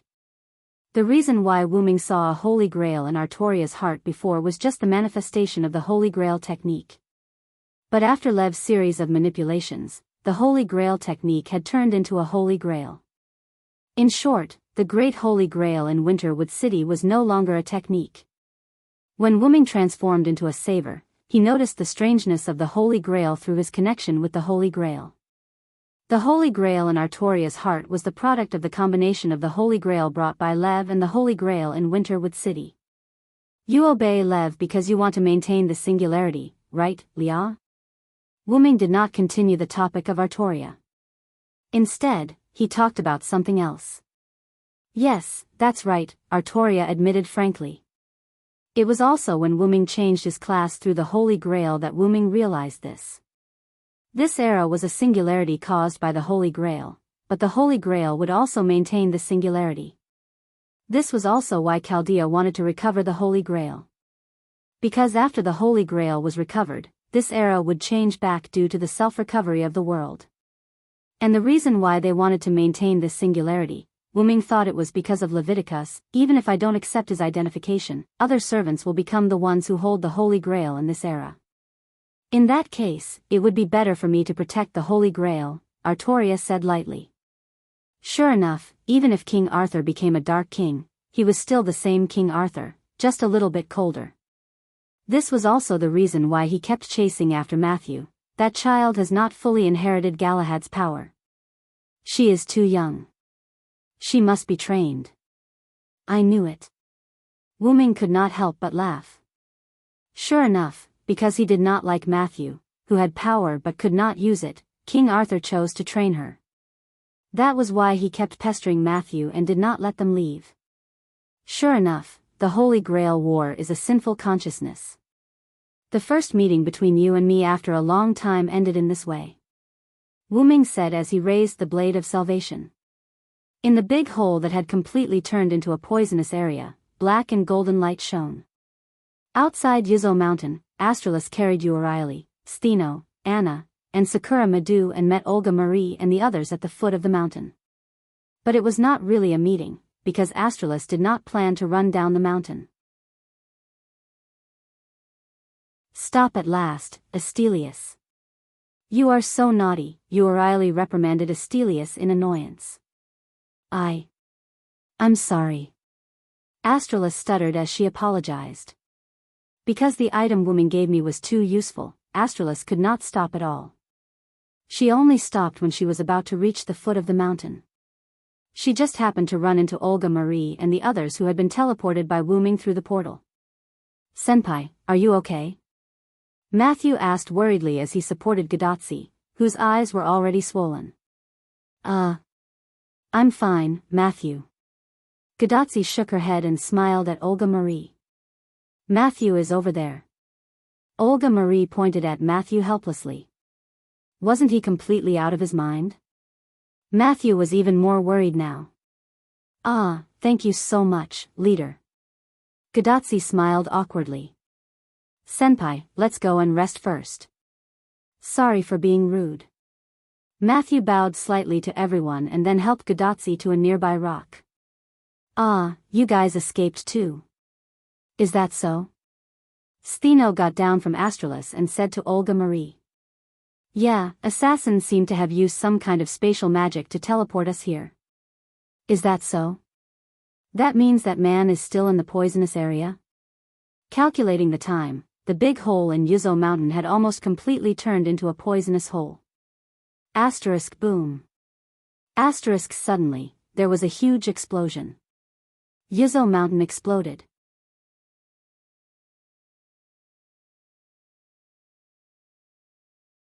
Chapter 376. Boom. Suddenly, Yuanzhong Mountain exploded. From the middle of Yuanzhong Mountain to the top, it was completely destroyed by the explosion.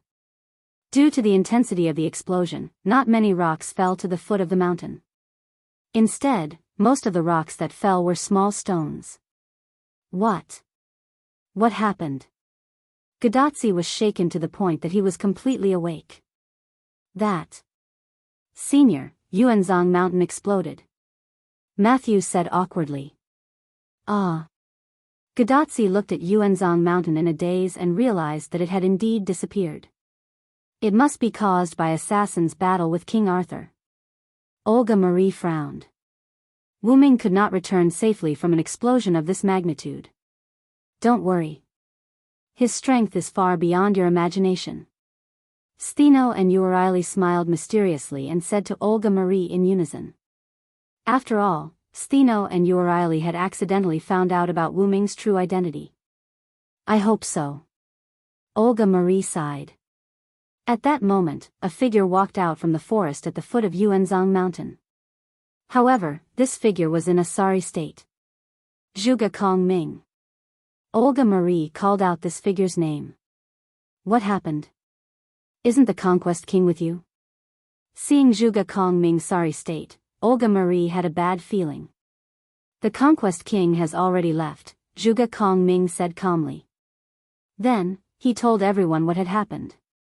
After Iskandar activated his Ionioi Heteroi, he brought himself, Zhuge Kongming, Sima Yi, Gil de Rais, and Attila into the inherent barrier. Then, with the support of Zhuge Kongming's military skills, Iskandar led his army and showed a crushing state as they crushed the enemy. Soon, in the chaotic battle, Gil de Rais and the sea demons he summoned and controlled were all killed. In any case, Sima Yi was a rider. Thus, he managed to survive on the battlefield with his chariot. Sima Yi felt bitter in his heart. It wasn't that he couldn't win, but that he didn't have an army.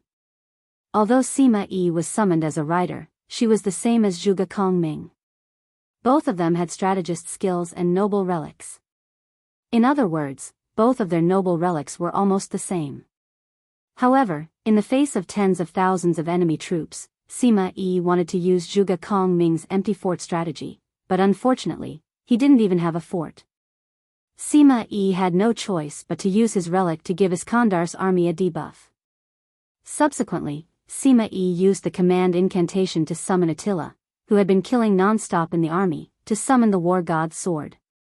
The enemy servant has a command spell that can control other servants. Olga Marie was surprised. Although it didn't sound nice, it was too bold to let a tool manage another tool. After all, there was a possibility of a backlash. If the servant was fed up with its master, it could use the command spell to order the servant it controlled to kill its master. After all, the command spell was in the servant's hands.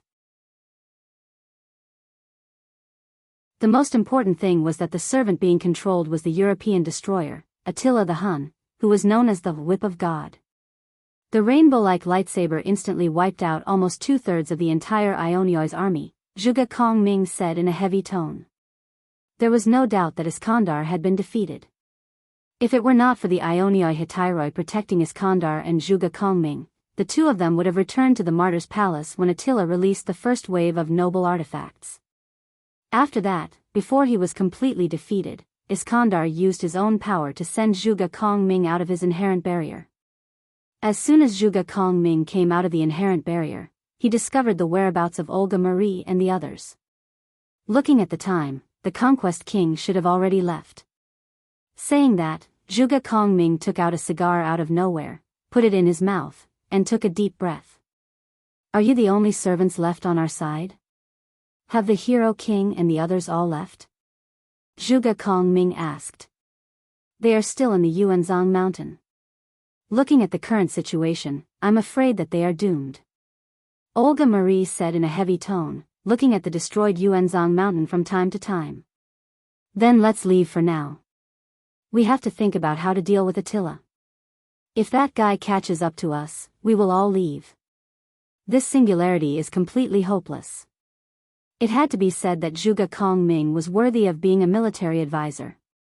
Even if his side was in a disadvantageous situation, he didn't show a trace of annoyance. Although Zhuge Kongming's words were indeed a wise choice, whether it was Stheno's group or Gadotzi's group, none of them moved. Stheno and Euryale simply thought that Wu Ming wouldn't leave. Asterios only listened to Euryale's words. Anna and Sakura Madu were still unconscious, so Stheno and the others didn't move. Gadotzi and Matthew didn't want to abandon their companions who might survive. Olga Marie was also worried about Wu Ming, so Gadotzi and the others didn't show any signs of leaving. Zhuge Kongming held the cigar in one hand and sighed. I really don't know what to say to you. Zhuge Kongming shook his head. He's here. Zhuge Kongming suddenly said. As if reflecting Zhuge Kongming's words, a white figure walked out of the forest. Destruction. Attila said slowly, exuding a destructive aura, and walked toward Gadotzi and the others. This powerful aura.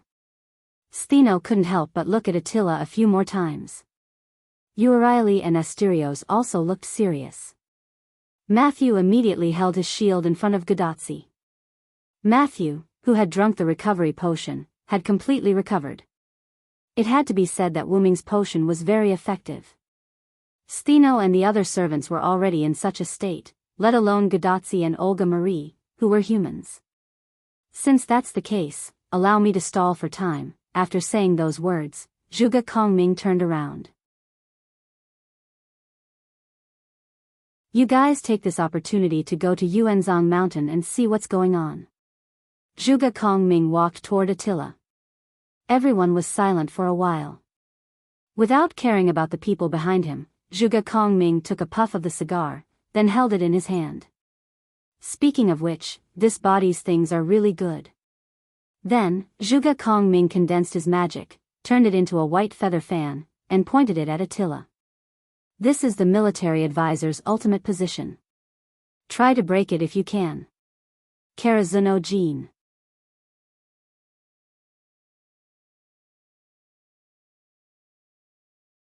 Chapter 377.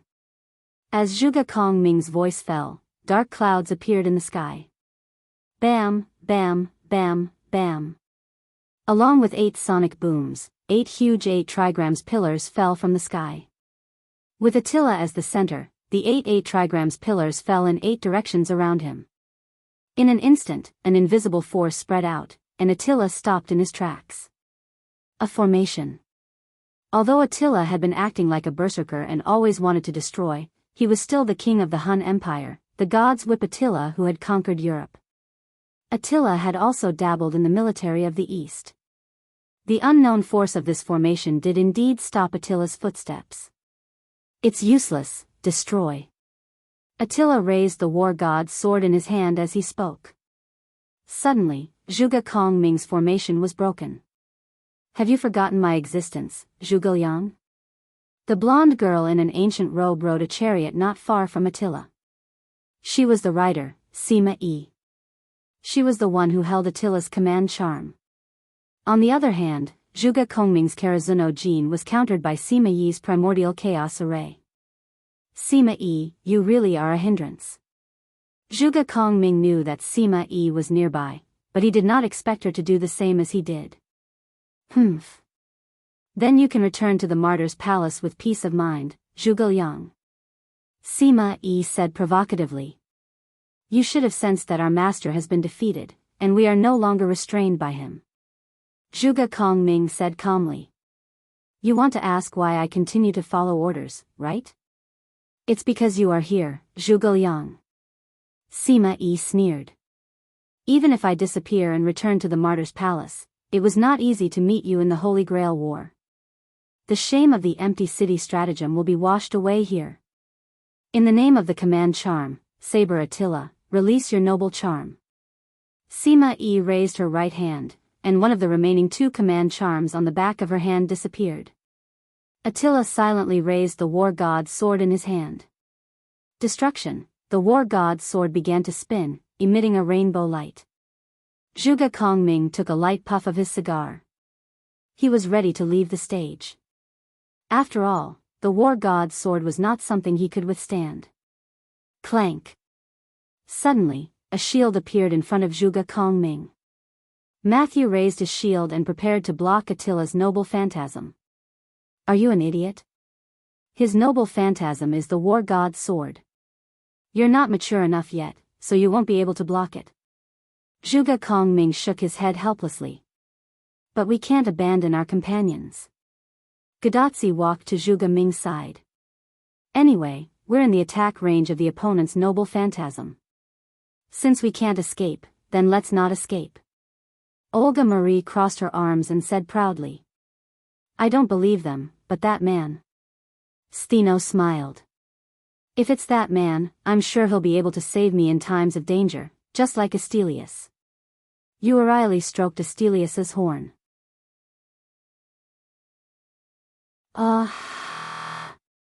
That man? I'm looking forward to it as well. Zhuge Kongming took another puff of his cigar. With that, Attila swung the war god's sword, and a rainbow-colored stream of light rushed towards Gadotzi and the others. Matthew!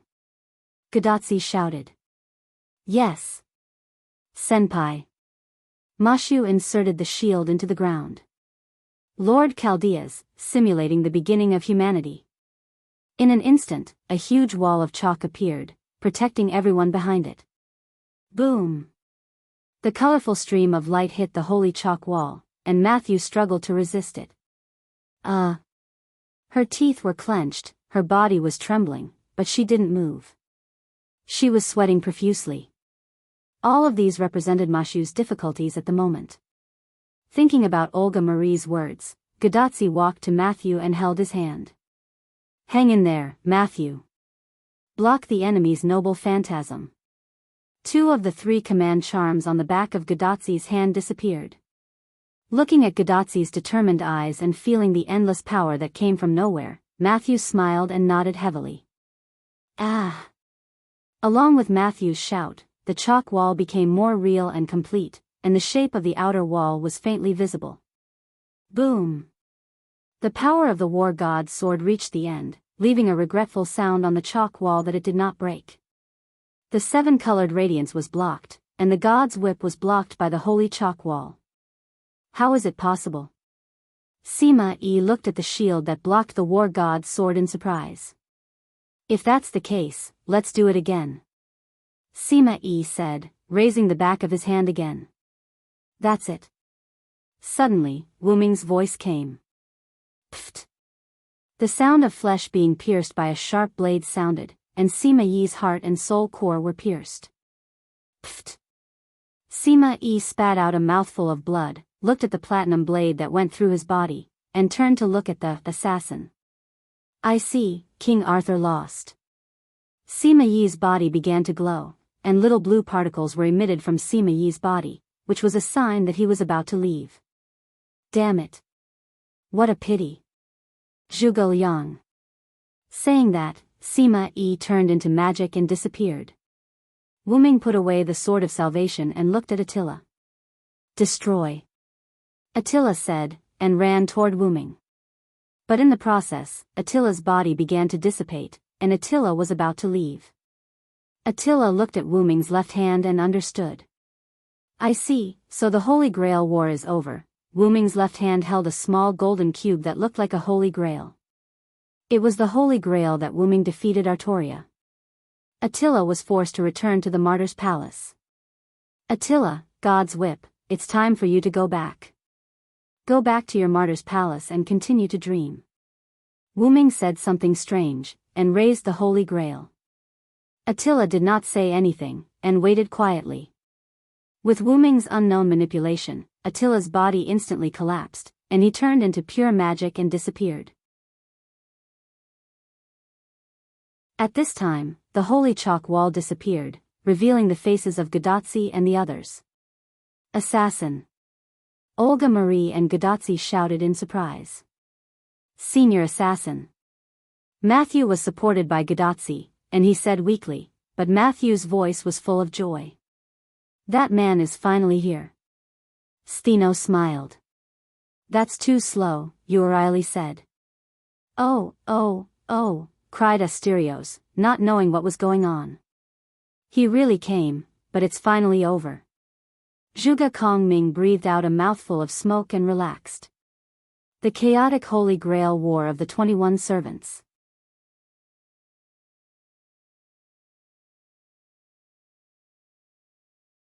Chapter 378. Indeed, out of the 22 servants, only 7 of us are left. Saver Wu-Ming, Shielder Matthew, Assassin Steno, Archer Urieli, Berserker Asterios, Lancer Anna, and Caster Zhuge Kongming.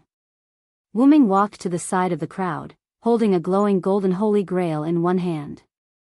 This glowing object is the Holy Grail that caused the chaos in this era. I temporarily used the Holy Grail to stabilize this singularity, so this singularity has not been repaired yet. In other words, you can control this singularity at will? Zhuge Kongming said lightly. Wu-Ming became the guy who controlled this singularity. Zhuge Kongming meant that if Wu-Ming wanted to, he could become the king of this era. Of course, not to mention Steno and Urieli, even Gadotsi and the others didn't think that Wu-Ming would choose to become the king of this singularity. Zhuge Kongming was not familiar with Wu-Ming, so he deliberately said that. If Wu-Ming didn't mean that, then everyone would be happy, and Zhuge Kongming would be relieved. If Wu-Ming had such intentions, he was now the king of this singularity anyway. Zhuge Kongming did not have the ability to defeat Wu-Ming, so there was no harm in saying a few words before he died. I'm not interested in becoming the king. You think too much, military counselor. Wu Ming shook his head lightly. Now, looking at Wu Ming holding the Holy Grail, whether it was Olga, Marie, and the others, or Roman, who was projected on the screen, they were all relieved. After all, if Wu Ming really wanted to do that, they really couldn't do anything. That's great, then our mission is complete. Roman had a lazy look on his face. You better cheer up, Roman. Even if all the enemies are destroyed, you can't be so lazy.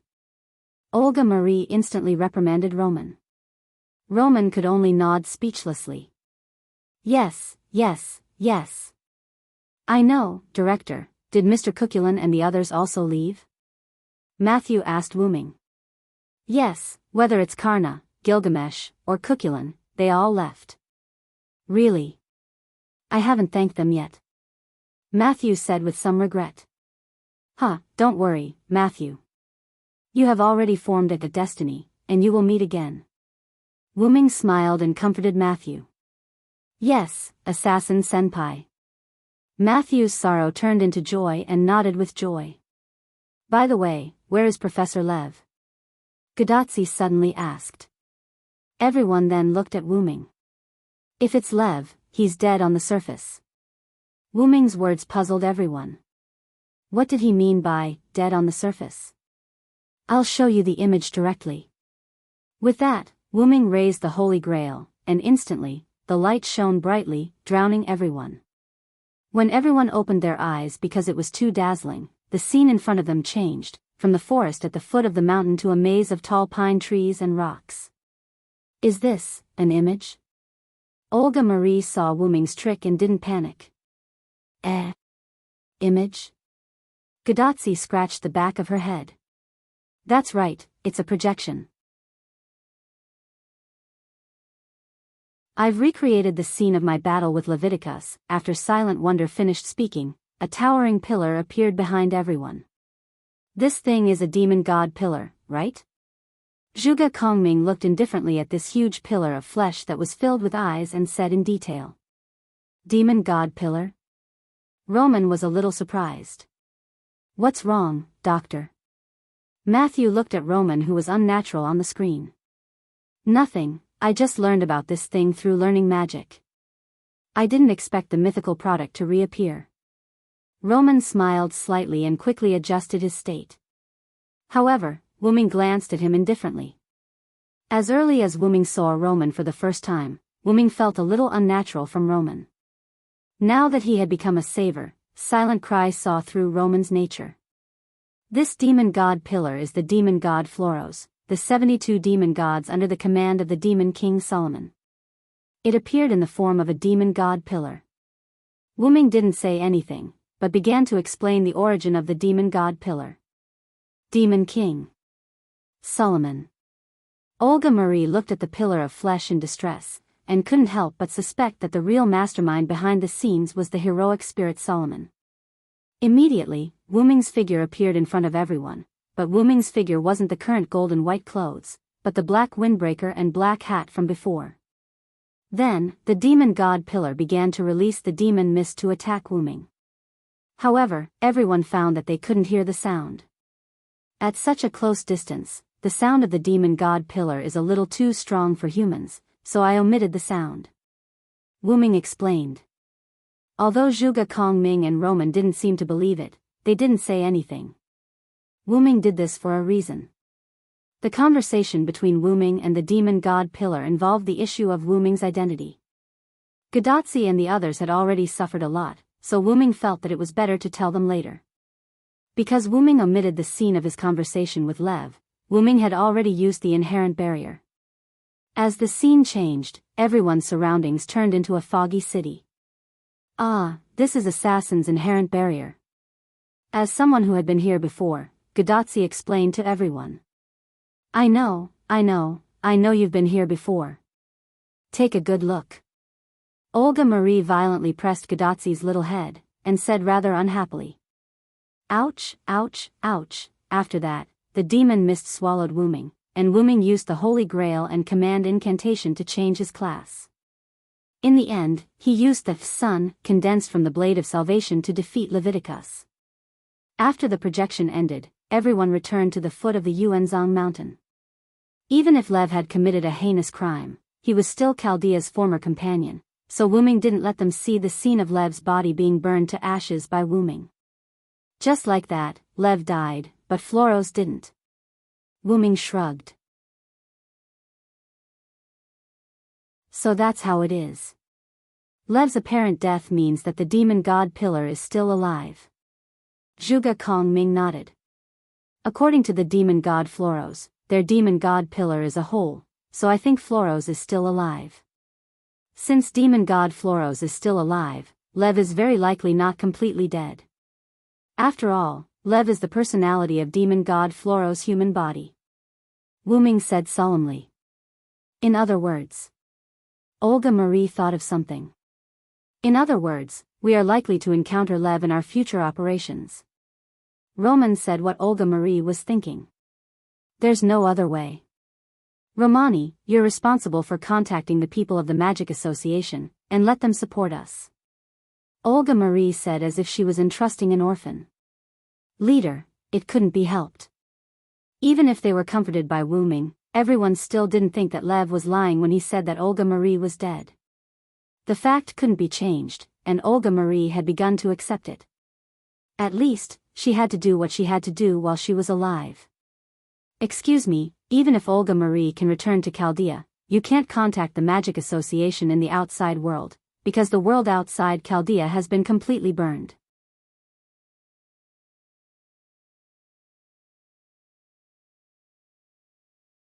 Chapter 379. What? Upon hearing Wuming's words, not only were Olga Marie and Roman shocked, but even Gadotsi and Matthew, who weren't nervous at all. You guys don't know? Wuming asked in a confused tone. How would we know? Hurry up and explain it to me. Olga Marie walked up to Wuming agitatedly and pulled on Wuming's collar. Ahem. Calm down, calm down. Wuming tried to break free from Olga Marie's grip, trying to calm her down. Leader, please calm down. Matthew pulled Olga Marie's arm and tried to calm her down. Olga Marie glanced at Matthew, calmed down, and let go of Wuming. Ahem. Let me explain. Wuming adjusted his collar and began to explain what he had just said. Just like Winterwood City, the world outside Chaldea has all been burned down. The reason why Chaldea detected that all humans were wiped out in 2018 is because all humans were burned down at that time. The mastermind behind this is what you think it is, the Magic King Solomon, who controls the 72 demon gods. Stheno, Urieli, and Anna brought Sakura Madu and Asterios to stand behind Chaldea's group. This was related to Gadotsi and the others, so as servants, it was better for them to step back and listen. If that's the case, I guess the world outside this city has also become a sea of fire. Zhuge Kongming lit up another cigar and explained in detail. After all, as a wise man, Zhuge Kongming and Chaldea's group listened to Wuming's explanation in the front row. Zhuge Kongming is correct. That's because this great fire started in the era of Kanagawa and continued all the way to the year 2018, which is when all of humanity was destroyed. The reason there was a delay is because Chaldea still exists. The reason why Chaldea is fine is because of the influence of its own magnetic field, which preserved the hair color of Chaldea. No wonder we couldn't contact the Magic Association, and no wonder none of the people sent to the Magic Association came back or contacted Chaldea. It's not that there's a problem with the equipment, but that the people sent were all burned. Roman said thoughtfully. That's right. Other than Winterwood City, there are 7 new singularities in history. Roman, go check Sheba and see if I'm right. Wuming then revealed another shocking piece of information. Excuse me for a moment. With that said, Roman's figure disappeared from the screen. After about 10 seconds, Roman's figure reappeared on the screen. Assassin is right. The singularities shown on Sheba didn't disappear. Instead, there are 7 new singularities. However, we can't analyze the locations of the singularities, so we don't know where they are, Roman said seriously. Romani, Analyze the positions of the 7 singularities immediately. Olga Marie ordered, and Romani hurriedly went to carry out the task. Yes. Director. However, Roman didn't turn off the screen. Instead, he turned it on and analyzed the singularities with the rest of Chaldea's staff. 7 singularities, without any backup. Olga Marie bit her nails and thought about Wu Ming's words with a headache. She was also worried about Chaldea's future. No one chose to doubt Wu Ming's words. Roman found evidence on Sheba, and it clearly showed that there were 7 singularities. What's wrong? Are you scared by just 7 singularities? Wu Ming mocked. Gadotsi and Matthew were a little surprised. After all, Wu Ming wasn't the kind of person who would mock his companions. Olga Marie was like a barrel of dynamite. She would explode at the slightest provocation. She angrily refuted Wu Ming. Needless to say, Olga Marie's provocation worked very well. You bastard. Who's scared? It's just 7 singularities. I'll let Tachika and Matthew fix it for you. What about you two? Wu Ming looked at Matthew and Gadotsi. I'll do whatever Senior says. Matthew looked at Gadotsi with trust. Seeing Matthew like this, Gadotsi was touched. I'll take Matthew to open the 7 singularities. We definitely will, Gadotsi said energetically. Wu Ming smiled. In that case, I have nothing to worry about. Then, it's time for us to return to the Martyr's Palace, Zhuge Kong Ming said, looking at Wu Ming. After the Holy Grail War ended, Attila returned to the Martyr's Palace, but Zhuge Kong Ming, Steno, and the others still wouldn't return to the Martyr's Palace. Without a doubt, this was Wu Ming's doing. Returning to the Martyr's Palace after the Holy Grail War ended? By the way, when did it end? Gadotsi was indeed a newcomer. She really didn't understand at all. The Holy Grail War ended. The surviving Martyr's Palace, of course, will return to the Martyr's Palace. The Holy Grail War ended after Wu Ming defeated King Arthur and obtained the Holy Grail, Olga Marie said helplessly. Is that so? He. Gadotsi smiled awkwardly. As expected of Zhuge Kong Ming. Wu Ming praised Zhuge Kong Ming. Then, Wu Ming raised the Holy Grail. The moment it lit up, Zhuge Kong Ming, Steno, and the others' bodies began to glow. Then, summon me when you need me, the last master of Chaldea. Zhuge Kong Ming finished speaking and disappeared into blue magic particles. Goodbye, master of Chaldea. Steno smiled. I hope you won't be so rude the next time we meet. Urieli also smiled, but this sentence was directed at Wu Ming. I apologize for my rudeness. Wu Ming was speechless. Sister Anna, are you leaving? Sakura Madu looked at Anna and said reluctantly. Yeah. Anna only hummed softly. She still didn't like talking to humans, even if it was her master. However, Anna was smiling. She was glad to have such a master. Then, goodbye, Sister Anna. Thank you for saving me. Sakura Madu smiled and waved at Anna.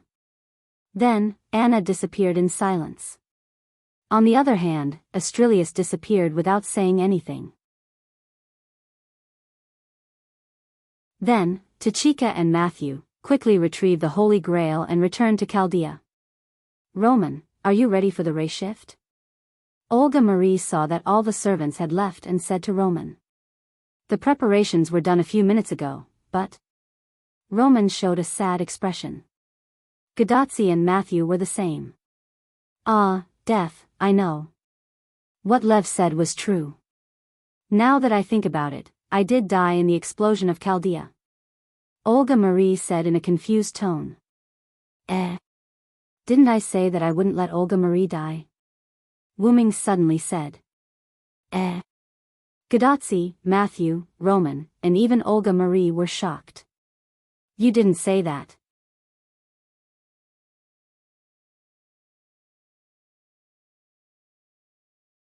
Chapter 380. Even if Olga Marie can return to Chaldea, that's what I said. Wu Ming smiled.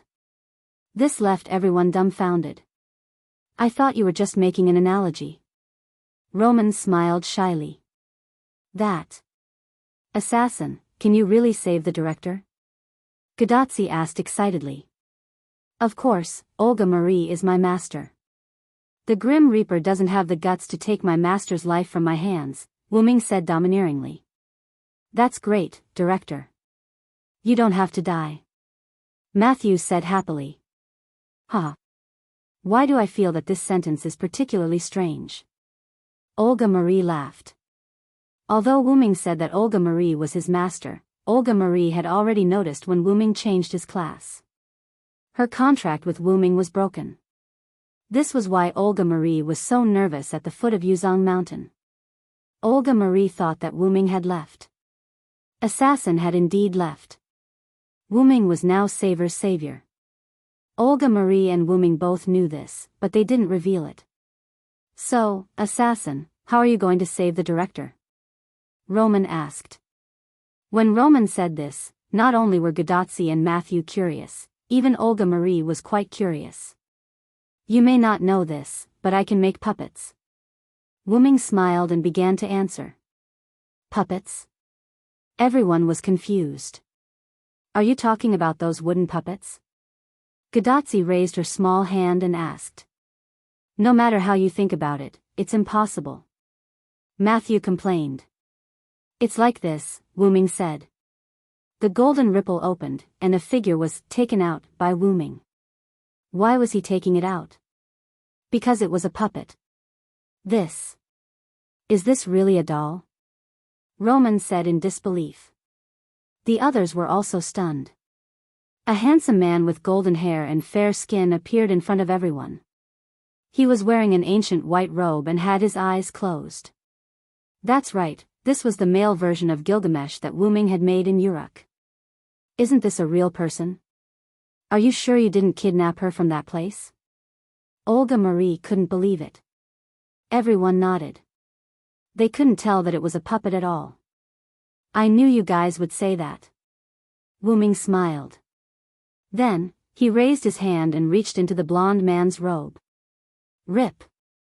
Following the sound of skin tearing, Wu Ming stretched out his hand and a complete piece of human skin appeared in Wu Ming's hand. Olga, Marie, and the others were startled, retreating in fear. Then, Wu Ming lifted up the blonde man's shirt. A complete piece of skin was missing from the abdomen of the doll, revealing the internal structure. Countless mechanical parts were placed in the blonde man's abdomen, proving that this was a mechanical doll. This really is a mechanical doll. Although Roman was from the medical department, he was also a little involved in other aspects. Naturally, he could tell that this was a doll, not a human. Do you still need to look at the brain? Wu Ming smiled kindly. No. I don't think so. Mashu smiled awkwardly. Gadotsi, Olga, and Marie also nodded. Of course, this is only a semi-finished product. I didn't replace the internal organs. I only made it to control its movements by projecting my mind into it. With that said, Wu Ming opened another golden ripple. This time, a person that looked exactly like the previous doll came out. As for this doll, it's my finished product. Be it its internal structure, sensory nerves, or magic circuits, they're all top-notch. The materials were all synthesized by me using rare magic plants and rare magic ores, the golden-haired doll said as it walked around before stopping. Putting a spirit into a body like this is no problem at all. His consciousness returned from the blonde doll to the servant's body. Wu Ming patted the motionless doll and praised it. Sigh. If there is no other way, creating a body like this would be fine. Olga Marie said rather helplessly. After all, who would want to die for no reason if they could live? But I'm not going to create a body for Olga Marie. Wu Ming suddenly said. Do you want me to use this body? Olga Marie was scared. Of course not. Wu Ming shook his head and didn't know whether to laugh or cry. After that, Olga Marie was relieved. Gadazi, Matthew, and Roman were also relieved. I'm going to use this, Wu-Ming said as he took out a cup from the golden ripple. Its shape was very similar to the Holy Grail. Is this the reaction of the Holy Grail? Roman looked at the data on the display and said with some surprise. Of course, that wasn't the Holy Grail that Wu-Ming took from Gilgamesh's treasure house. That Holy Grail had turned into magic power and integrated into Wu-Ming's Saver Spirit base. This is the Holy Grail I got in another parallel world, and this Holy Grail has been made a wish. After that, I slightly modified it. Wu-Ming smiled. Have you heard of Heaven's Feel? Wu-Ming asked. Could it be? Roman looked scared. The third method. Olga Marie continued Roman's words. The third method. Matthew was slightly surprised. What is the third method? Gadazi said that she didn't know anything. The materialization of the soul is not something that can be done by human beings. It's a higher level than magic.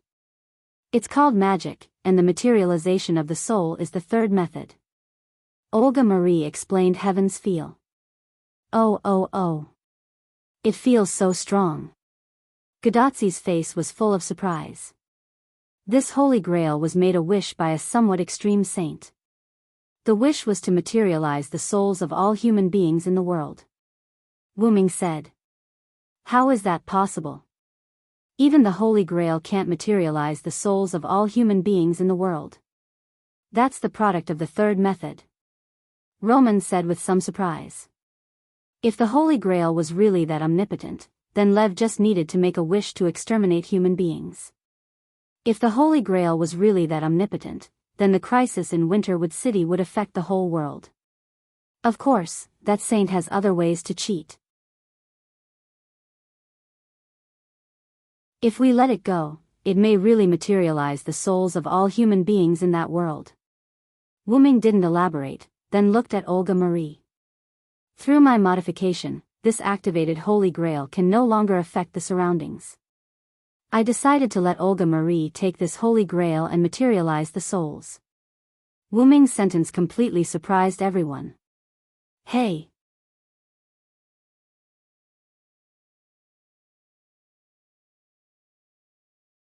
Chapter 381. Legend has it that the 5 great spells in the world could only be inherited by 5 people. As long as someone inherited one of the great spells, then the others would not be able to inherit that inherited spell. The previous successor of the first spell had died, and his descendants were said to be under the protection of the Magic Association. The second spell belonged to the Marshal of the Demonic Path, known as the Gemstone Man, Kixia Zelik Zayubian Ogu, who was also Wu-Ming's old friend. The user of the third spell had died long ago. The House of Einstein Barons, one of the 3 families who developed the Holy Grail War ritual, were the descendants of the user of the third spell. The Holy Grail War could be said to be an incomplete third spell. The existence of the fourth spell was acknowledged by the users of the other spells, but what it was itself was still a mystery. The user of the fifth spell was the Aozaki family, and the current head of the family was Aozaki Aoko. It was said that the fifth spell was hidden in the magic seals passed down from generation to generation in the Aozaki family. Not to mention whether the 5 great spells were strong or not, they were definitely rare. Among the known users of the fifth spell, Zelik and Aozaki Aoko could be said to be very powerful figures. Although Aozaki Aoko had not Wu-Ming before, Zelik Wu-Ming had seen a lot of them. Using the second method, Zelrich merged all the versions of himself from the parallel worlds and maintained his uniqueness. He also had the legendary battle record of defeating the Moon King. Although he was turned into a death apostle by the Moon King, he was still impressive. Although Aozaki Aoko was unknown, she was still active in the magic world with the fifth spell, which was enough to show her strength. This showed how powerful magic was, and the abilities related to magic were also incomparably powerful. Because Wu-Ming said that he wanted Olga Mary to hold the Holy Grail that released the third spell, and let Olga Mary's soul, as a spirit, materialize. Naturally, everyone was quite surprised. Don't be so surprised. Although Olga Mary's soul will materialize, that is only the result of relying on the third spell, the Holy Grail. Once it leaves the Holy Grail, Olga Mary will become a spirit again. Wu Ming's words calmed everyone down. To put it simply, the Holy Grail was the spirit behind this human, who had no consciousness. It was entrusted to the Holy Grail and maintained its own life. But, even so, there is no limit to the number of things that are related to magic. Roman had an envious expression on his face. Romani, what's with that expression? It's disgusting. Olga Marie used her poisonous tongue again. Roman is right. If Olga Marie has the ability, it's very likely that she'll be able to master the third magic spell. At that time, not only will Olga Marie be able to leave the Holy Grail and truly live on, she'll also be respected and feared in the magic world. The Animusphia family will also become a family of magic users. Wu Ming's last words made Olga Marie's eyes brighten. That's right, what's the point of working so hard? Isn't it just to inherit the family, not to embarrass my father, complete the protection of human rights, and promote the Animusphia family? Now that the opportunity was right in front of him, why should he hesitate? What do you think, Master? Do you accept my suggestion? Wu Ming smiled at Olga Marie. Although it was a question, Wu Ming could already see that Olga Marie was quite moved. I don't want to choose the materialization of the soul, it's just that I hate puppets. She spoke with incomparable pride. Yes, I understand. Then let's not delay any longer, let's start now. Then, Gadotsi and Matthew stepped back, leaving an empty space for Wu Ming and Olga Marie. Olga Marie stood nervously in place, looking at Wu Ming in front of her, and swallowed her saliva. Wu Ming raised the materialized Holy Grail in his left hand, and raised it in front of himself. Then, the Holy Grail flew up, and came to Olga Marie's front, and without a pause, it merged into Olga Marie's body. That's it? On the screen, Roman shouted in disbelief. Be quiet, Roman. Olga Marie angrily glared at Roman. But this is the third method, how can the Holy Grail that merged with the third method be so casual? Please calm down, Doctor. Matthew awkwardly smiled, although he was also very curious. Actually, I also thought there would be some kind of light that broke through the sky. Gadotsi whispered. Not to mention that Gadotsi and the others were so surprised, Olga Marie naturally needless to say, but she didn't ask. But unfortunately, it's that simple. Did you think there would be any supernatural phenomenon? Wu Ming shrugged, looking helpless. Olga Marie touched the place where the Holy Grail merged into her body and couldn't help but say. But I really don't feel anything. Did my soul really materialize? Olga Marie asked. It's not that simple. Wu Ming shook his head, walked in front of Olga Marie, and then put his hand on Olga Marie's chest. Ignoring the stunned Olga Marie, as well as the stunned Gadotsi, Matthew, and Roman, Wu Ming continued.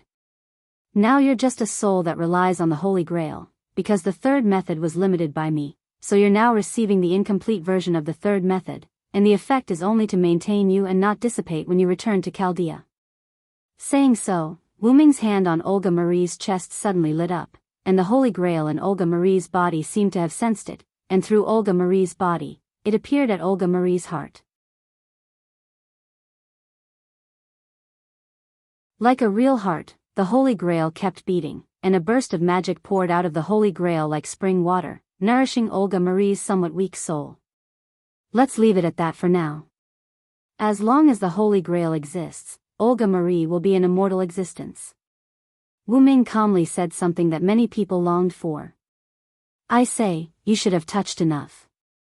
Olga Marie lowered her head, and her bangs covered her face, so that Wu Ming couldn't see her clearly. However, from her tone, there was a trace of murderous intent. It's about time. Saying so, Wu Ming moved his hand that was pressed against Olga Marie's chest. By the way, Olga Marie, you're quite something. Wu Ming looked at Olga Marie with a smile. Slap. Wu Ming let go of the hand on Olga Marie's chest, and grabbed Olga Marie's hand that was slapping his cheek. Looking at Olga Marie's shy and angry face, Wu Ming calmly smiled. Well, just kidding. Wu Ming let go of the hand, and quickly pushed it away, leaving Olga Marie standing there with her arms crossed in shame. You remember. Olga Marie gnashed her teeth, and said with shame and anger. In that case, I'll help you summon a servant for free.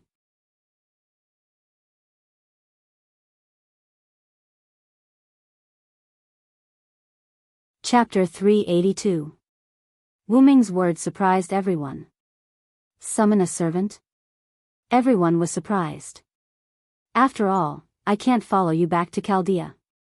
I still have my mission. But it's not just Winterwood City that's burning. Wu Ming's words made everyone silent. Yes, there were 7 other singularities. If I'm not by your side, let Olga Marie's personal servant number 2 protect you. Olga Marie's personal servant. Number 2. For this strange title, Gadotsi and Matthew couldn't help but repeat it. I don't need a second servant. My only servant is you. Olga Marie directly rejected Wu Ming's proposal.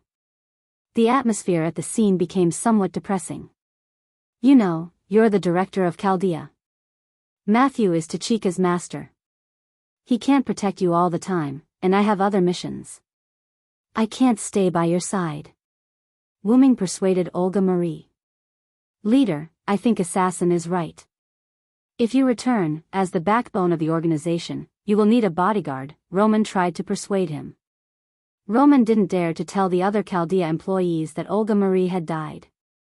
Chaldea employees were also very relieved because the director was personally carrying out the mission in the singularity. Chaldea employees knew that there were still 7 singularities, and that all the humans outside had been burned. Almost everyone had a trace of abnormality. Fortunately, the director is still here. That's right, that's right. The director can solve any problem perfectly. With the director around, there will be no problem. Although it was basically Lev who helped. Well, let's work hard and clear the 7 singularities together. This was the conversation of less than 20 employees. It had to be said that Olga Marie was indeed quite dignified in Chaldea. She could be regarded as the spiritual support of the remaining employees. Olga Marie looked at Roman, and then looked at Gadotsi and Matthew, who nodded at her. She made a decision. All right, I'll take your advice. For once, Olga Marie wasn't so proud. Wu Ming smiled. Then, let's get ready. Although Yuanzhong Mountain had exploded, the spirit veins beneath it weren't affected much. Wu Ming and the others arrived at the ruins of the Yuanzhong Mountain, which was a basin filled with piles of broken rocks. Due to the clash between Wu Ming and Artoria's noble phantasms, there was a huge hole in the middle of the Yuanzhong Mountain. From the side, it looked like the Yuanzhong Mountain had disappeared. Looking from above, it looked like a basin surrounded by mountains. But because of Shitendaji's noble artifact, this large hole had turned into a poisonous hole. Splash! The sound of flowing water was heard.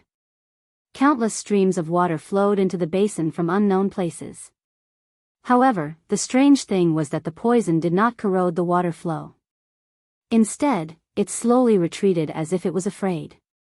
If one took a closer look, the water was dark red in color. Soon, the water enveloped the entire basin. Vanish. As Wu Ming's voice came, countless streams of water seemed to have reached the boiling point and began to boil. Countless purple smoke evaporated from the boiling red water flow, and the moment it touched the air, it turned into pure magical power and dissipated. Walala. The sound of flowing water was heard again, but this time, there was no water flowing in, it was the boiling water that existed in the cave that flowed out. The scene changed, countless streams of water flowed back to Wu Ming's palm, and Wu Ming's palm was like a bottomless pit, endlessly absorbing the water flow. Until the last trace of water disappeared. It's done, I've purified Shitendaji's poison. Wu Ming turned around and said to everyone behind him. Wu Ming just activated his flood and annihilation avatars, and the water of destruction completely eliminated Shitendaji's poison. By the way, Assassin, you're no longer Assassin, right? Looking at Wu Ming's series of actions, Gadotsi said thoughtfully. Roman and Matthew also nodded. After all, the supernatural ability just now was definitely not something an assassin could do. I can't detect assassin's current class either. Roman was a little puzzled. For some reason, the instrument couldn't detect Wu Ming's current class. My current class is Savior. Wu Ming answered everyone's doubts. Savior. I've never heard of that before. Roman shook his head. Maybe it's because my current class is a class that no one has ever held before, at least for now. Wu Ming explained. Wu Ming really didn't know who had held the Savior class, so he said for now. Although I don't know anything, it's still amazing. Gadotsi touched the back of her head awkwardly. I use this class to deal with my enemies, and there are very few servants who can hold the Savior class. Chaldea's system probably didn't record this class information. Then, Wu Ming acted. Let's not talk about this for now, let's summon the servants. Everyone didn't think about it anymore and followed Wu Ming into the big hole. As soon as they entered the big hole, they found that nothing happened here. The ground was clean, as if the previous battle was just a dream.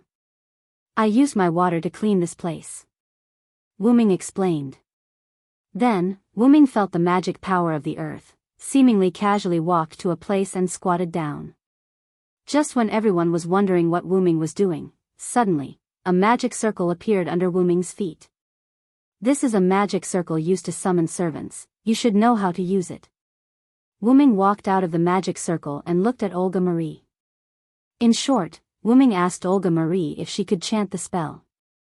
Of course, I have no problem. I saw the summoning spell in Chaldea. Olga Marie said and walked to the front of the magic circle. Declare. Thy body is under me, my fate is in thy sword. Then, Olga Marie raised her right hand without the command seal. At the same time, the magic circle began to emit a violent magic power. Leader, you don't want to directly summon a servant, do you? Roman was a little dumbfounded. Without a lot of preparation for the summoning ritual, especially without a holy relic, the success rate is very low. Even Chaldea only summoned 3 servants, and Galahad was one of them. Rest assured, this is a summoning circle that I have strengthened. Even if it drags, a servant will be pulled out from the Hall of Valhalla. Wu Ming said with confidence. Moreover, without a holy relic, it depends on the compatibility between the servant and the master. I believe that such a servant will be able to bear the burden of becoming Olga Marie's servant. Looking at Wu Ming, who seemed to be very reasonable, Gadotsi and Matthew nodded thoughtfully. Even Roman was in a state of thinking. The compatibility between the master and the servant. At this time, Olga Marie's summoning spell came to an end. Entangle the 3 spirits of words for 7 days. Come from the wheel of inhibition, guardian of the Libra. Bang! As if something fell to the ground, the magic reached the maximum value and suddenly exploded, causing a lot of smoke. Vaguely, everyone saw a petite figure in the smoke. So, you're my master.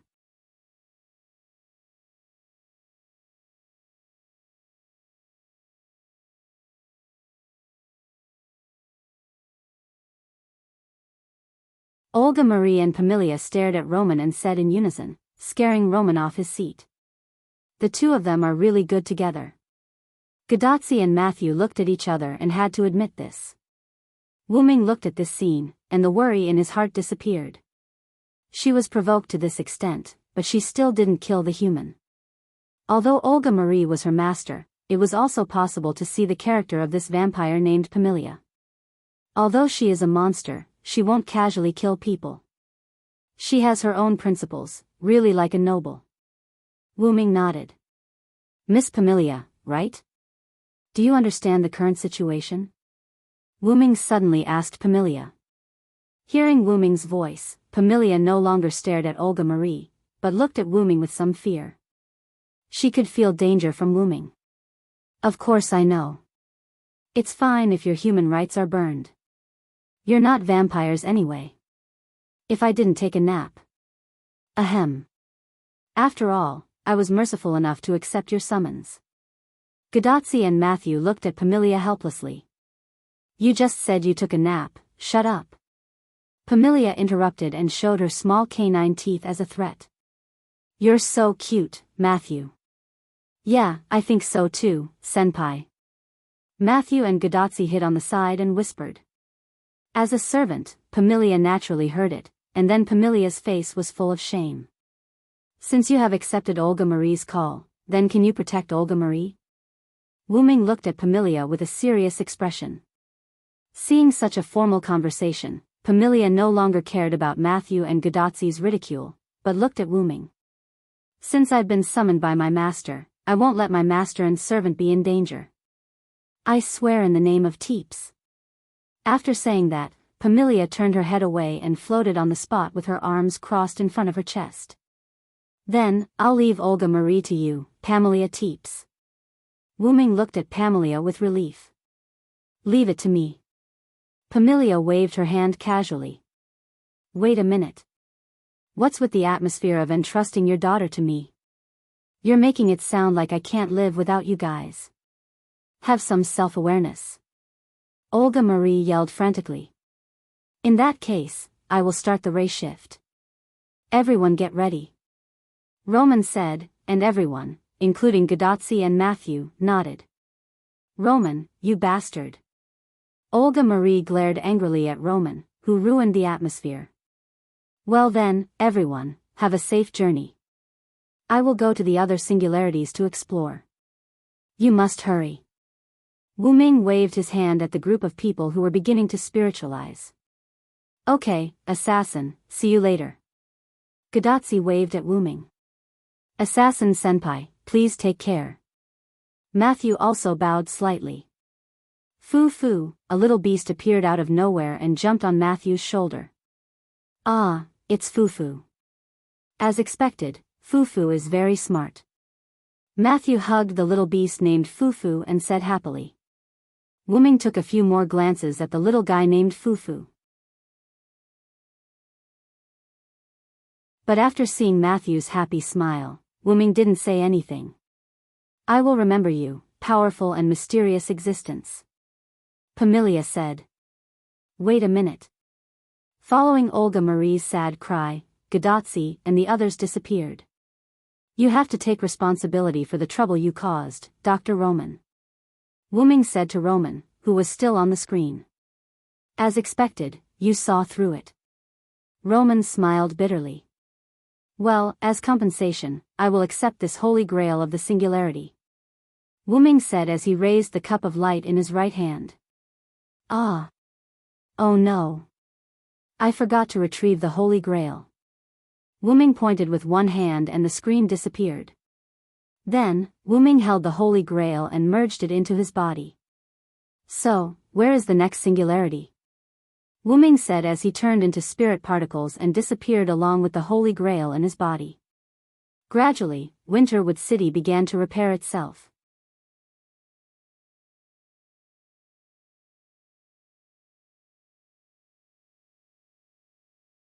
Chapter 384. Wu-Ming dispelled his servant form and returned to the root. He opened his gem-like red dragon eyes and looked around. Wu-Ming could see that there were traces of the root black soil around him, and the root black soil was naturally destroyed by Wu-Ming's ability and the defense mechanism he set up. After checking other places in the root, Wu-Ming was relieved. At least the root black soil did not launch a general attack. Then, Wu-Ming took out the Holy Grail luminous object that he brought back from the singularity. Wu-Ming didn't bring this Holy Grail back for no reason. Wu-Ming's purpose was to use this Holy Grail to explore the location of other singularities. After all, this Holy Grail was arranged by the culprit behind the burning of humanity. Since there were other singularities, there must be a Holy Grail among them. Wu-Ming didn't think that these Holy Grails were irrelevant. Wu-Ming looked at the black dragon-shaped mark on his dragon claw. Through the mark related to the Holy Grail and the black soil, plus the power of the root, it was not difficult to find the 7 singularities. With these thoughts in mind, Wu-Ming began to explore the singularities. Wu-Ming grabbed the Holy Grail luminous object with his dragon claw, closed his eyes, and began to search for the specific location of other singularities. After a long time, Wu-Ming opened his wine-red eyes. So that's how it is. They want to destroy the important nodes in human history to achieve the purpose of destroying the entire human race. Wu Ming had already explored the specific location of the other 7 singularities. After knowing the significance of these eras, Wu Ming understood the purpose of the culprit behind the scenes. If Europe did not undergo ideological enlightenment, what would Europe be like in the future? If the fleets that opened up new routes to the world did not complete the opening of new routes and circumnavigation of the world, what would be the impact on the world in the future? If humans were extinct in the pre-Christian era, would there still be humans in the future? This time, the enemy possessed by the Black Mud had such an idea. They chose 7 particularly important eras for mankind and sent them the Holy Grail, disrupting those eras in order to destroy mankind. But then again, Uruk was also chosen by that guy. Among the singularities Wu Ming observed, Gilgamesh ruled Mesopotamia's 5th Uruk dynasty. After all, that was an era where God and man were separated. As a turning point for mankind, it was indeed an important one. Speaking of which, I do miss it. Let's take this opportunity to go back and take a look. Then, Wu Ming's huge dragon head looked at its own dragon arm. That's what you think too, Xiao En. After Wu Ming finished speaking, a complicated golden chain appeared on Wu Ming's dragon arm. Yes, Lord Wu Ming, I miss Uruk too. Although Wu Ming could travel through the various eras of the world at will, Wu Ming did not choose to do so often. Even if Wu Ming had perfect resistance to time and space and the world would not affect him, it would still leave an impression on the world itself. A calm lake could withstand the fall of a stone, but if it was hit by too many storms, the lake would not be able to remain calm and would take a long time to recover. The same was true for the world. If Wu Ming left traces in various eras, it would have an impact on later generations. If the impact was too much, the world would collapse. Take for example. If Wu Ming established faith in an era, then after Wu Ming left, this faith would gradually be hidden by the world. And if Wu Ming continued to leave faith in every previous era, then thousands of years later, the world might be filled with humans who believed in Wu Ming. If it was serious, it was very likely that humans would become extinct. Because of Wu Ming's time and space characteristics, if he interfered with the world too much, the world would not be able to repair itself. The mastermind behind the burning of humanity also used this method to successfully make all humans extinct in 2018. But in the case of singularities, Wu Ming's complete version did not have to worry about affecting later generations because after the singularities were repaired and eliminated, all the effects caused by the singularities would be repaired by the world. For example, if someone in the singularities was killed by a servant, then the world was likely to repair that person to be killed by a gangster. Therefore, Wu Ming chose to go to the singularities with ease. Then, let's get started. With that said, a time and space wormhole appeared in front of Wu Ming. The Holy Grail was lifted by an invisible force and sent into the time and space wormhole. Then, the time and space wormhole closed. Wu Ming, on the other hand, nodded in satisfaction. Then, he slowly laid down and fell into a deep sleep. The celestial lock wrapped around Wu Ming's dragon arm also fell silent. 2600 BC, Mesopotamia, Uruk City, Hyunryong's sacrificial altar. A group of priests dressed in simple and unadorned attire stood in front of a magic array. Siduri, Salma, have you really decided? The priest who seemed to be the representative of the other priests looked at the woman in front of him. She wore a green priest's robe, a white cloak with a hood, and a thin veil covering her face. Only her eyes were exposed, revealing a determined gaze. Yes, I have decided, even if I have to sacrifice my life, I will bring back the departed Hyunryong, Salma. Yes, this group of priests gathered at the sacrificial altar to summon the gods, which was difficult even for Kenzaki. The departure of the gods is inevitable, and it is natural for Hyunryong, Salma to leave. It is basically impossible to summon the departed gods back. The representative priest was still trying to persuade her.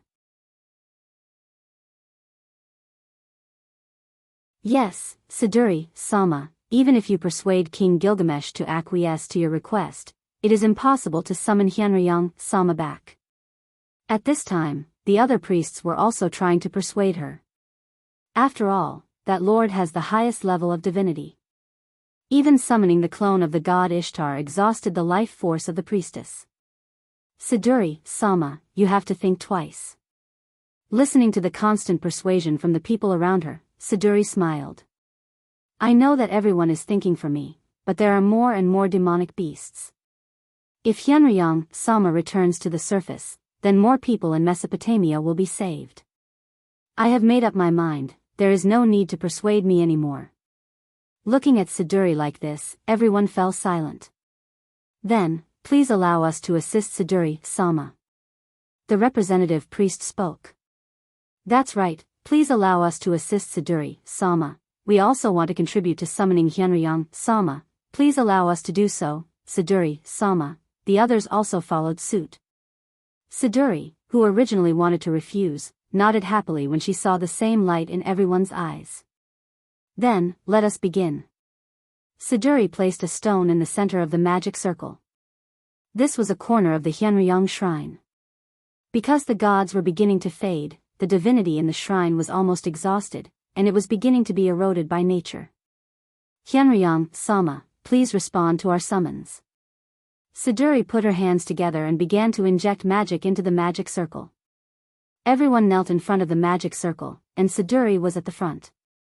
After an unknown amount of time, gradually, one priest after another fell to the ground unconscious after exhausting their magic power.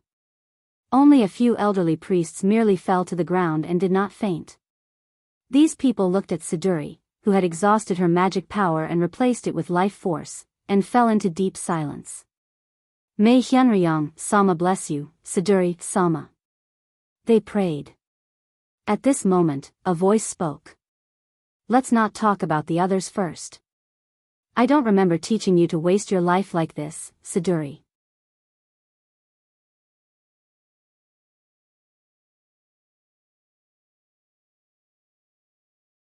Chapter 385. What's this voice? The few priests who were still conscious were puzzled. To maintain a sense of mystery, Wuming's voice was thickened. Only the other gods, Gilgamesh, Enkidu, and Siduri, who was the chief priest, heard Wuming's real voice. Lord Hyunryong. Siduri shouted in an old voice.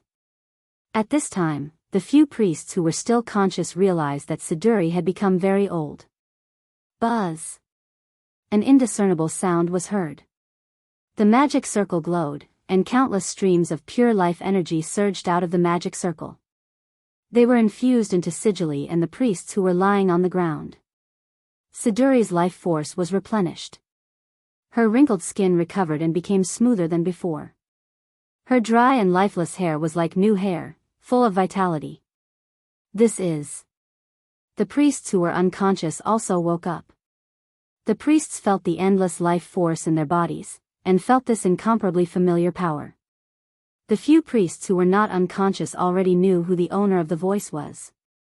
It was the Hyunryong that Siduri mentioned, the god that they were desperately hoping for.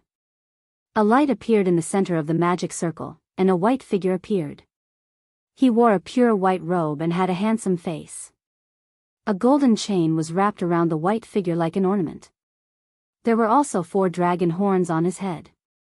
If one looked closely, one could see that one of the dragon horns was definitely an ornament. It's been a long time, Siduri. Wuming smiled at Siduri who was kneeling in front of him. His smile was extremely dazzling. Lord Hyunryong, congratulations on your return. Siduri knelt down and congratulated Wuming. The other priests did the same and knelt down to Wuming. Congratulations on your return, Lord Hyunryong. After all, it was the first time that Lord Hyunryong appeared in human form, so the priests were especially respectful. The invisible dragon god was revered, and the dragon god in human form was even more revered. Being too mysterious would cause a distance. This was also why Siduri insisted on summoning Wuming. After Siduri became the chief priest, Wuming revealed his true form. Although I have already replenished the life force that you lack, it's better to rest a little. Wuming ordered the priests under him. After all, strictly speaking, these priests were all under his command and were his subordinates. Yes, we will follow your instructions, Lord Xianlong, everyone said in unison. Then the priests left, and only Siduri was left. What's wrong, Siduri? Aren't you going to rest? Wu Ming asked. Lord Hyunryong, Mesopotamia is in danger now, and we need your help. Siduri maintained her kneeling position and waited for Wu Ming's answer. I know, but your health is the most important thing. You go rest first. I will personally look for King Gilgamesh to understand the situation. Wu Ming said gently.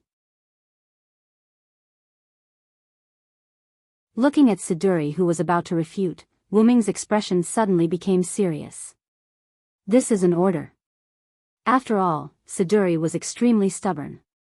She would not listen to anything unless it was an order. Understood. I will go back and rest, Lord Hyunryong. Then, Siduri left Hyunryong's temple without hesitation. Where's Gilgamesh? I don't think it's the female Gilgamesh I know. With that, Wu Ming went to the divine tower in the center of Uruk. Wu Ming walked on the road and looked at the modern business atmosphere with interest. As expected, no matter which Gil it is, they can all become the wise king. It's Lord Hyunryong. Lord Hyunryong is back.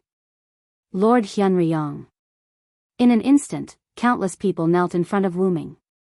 Wu Ming had just started to look at everything on the street when he was recognized. As a result, the scene of countless people kneeling and worshipping Wu Ming appeared. There's no need for such formalities. Just put your right hand on your chest and bow slightly in the future. After saying that, Wu Ming immediately took advantage of the moment when everyone had yet to react and instantly ran away. Wu Ming arrived at the divine tower and began to walk towards the top of the divine tower. Lord Hyunryong. The soldiers at the bottom of the divine tower shouted at Wu Ming. Because they were on duty, the soldiers did not kneel. Wu Ming replied faintly, then walked up the divine tower. That shouldn't be. Even the priests wouldn't release my portrait immediately. How did the people recognize me? Wu Ming walked on the divine tower, puzzled by the situation. Are you an idiot? Your return made Hyunryong's temple shine brighter. The divinity that belonged to you has returned to you. You're as dazzling as a flame in the night. How can the people not recognize you?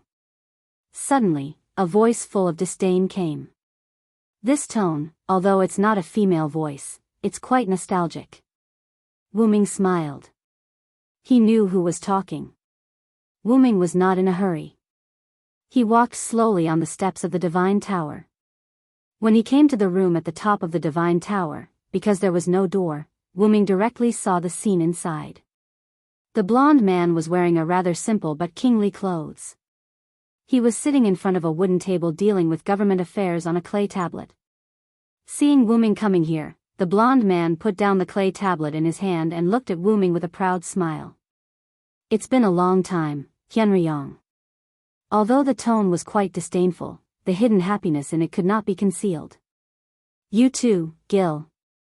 Like two old friends, Wu Ming and Gilgamesh greeted each other. What's wrong? Because you came here as a servant, your brain is a little stupid? If you show your divinity like this, that annoying woman will come. It was still a vicious speech, but Wu Ming was quite nostalgic. In any case, every Gilgamesh was Wu Ming's disciple. Yes, I'm sorry. Wu Ming said. He controlled the divinity that he had been emitting. The reason why he didn't control it before was because Wu Ming had never had divinity. Therefore, because of the rank, divinity was attached to Wu Ming's body. Oh, I didn't expect Siduri to summon you. It seems that the summoning ritual of the servant has to be rushed. Gilgamesh's red eyes casually glanced at Wu Ming, and then Gilgamesh began to throw himself into the clay tablet's government affairs. I heard Siduri say that there is a large number of demonic beasts invading. Explain it to me specifically. Wu Ming walked to Gilgamesh's side, and with one hand, a rather gorgeous and quaint chair was made by Wu Ming out of thin air, and then Wu Ming sat down in front of Gilgamesh. This chair was the style that Queen Sparkle liked in Winterwood City, and now it was directly made by Wu Ming using magic. At this moment, a Tsundere female voice sounded. Hyunryong. Come out. Why can't I find my father? Is it because of you? You're tuning into the Romantic Tales YouTube channel. Don't forget to subscribe and join us on this journey to catch the most captivating stories.